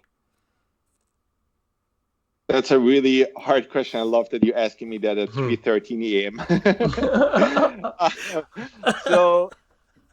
So I would start with Banjo. We brought it up before. I think that's just a really interesting IP to do something with, and I hope Microsoft actually sees the value in that, right? That they actually would at some point do something with that again, because I think it's interesting. If Microsoft actually would throw their head into the ring, we just saw that Super Mario Galaxy was not Galaxy, Odyssey was super, super successful, right, on the Switch. Amazing game.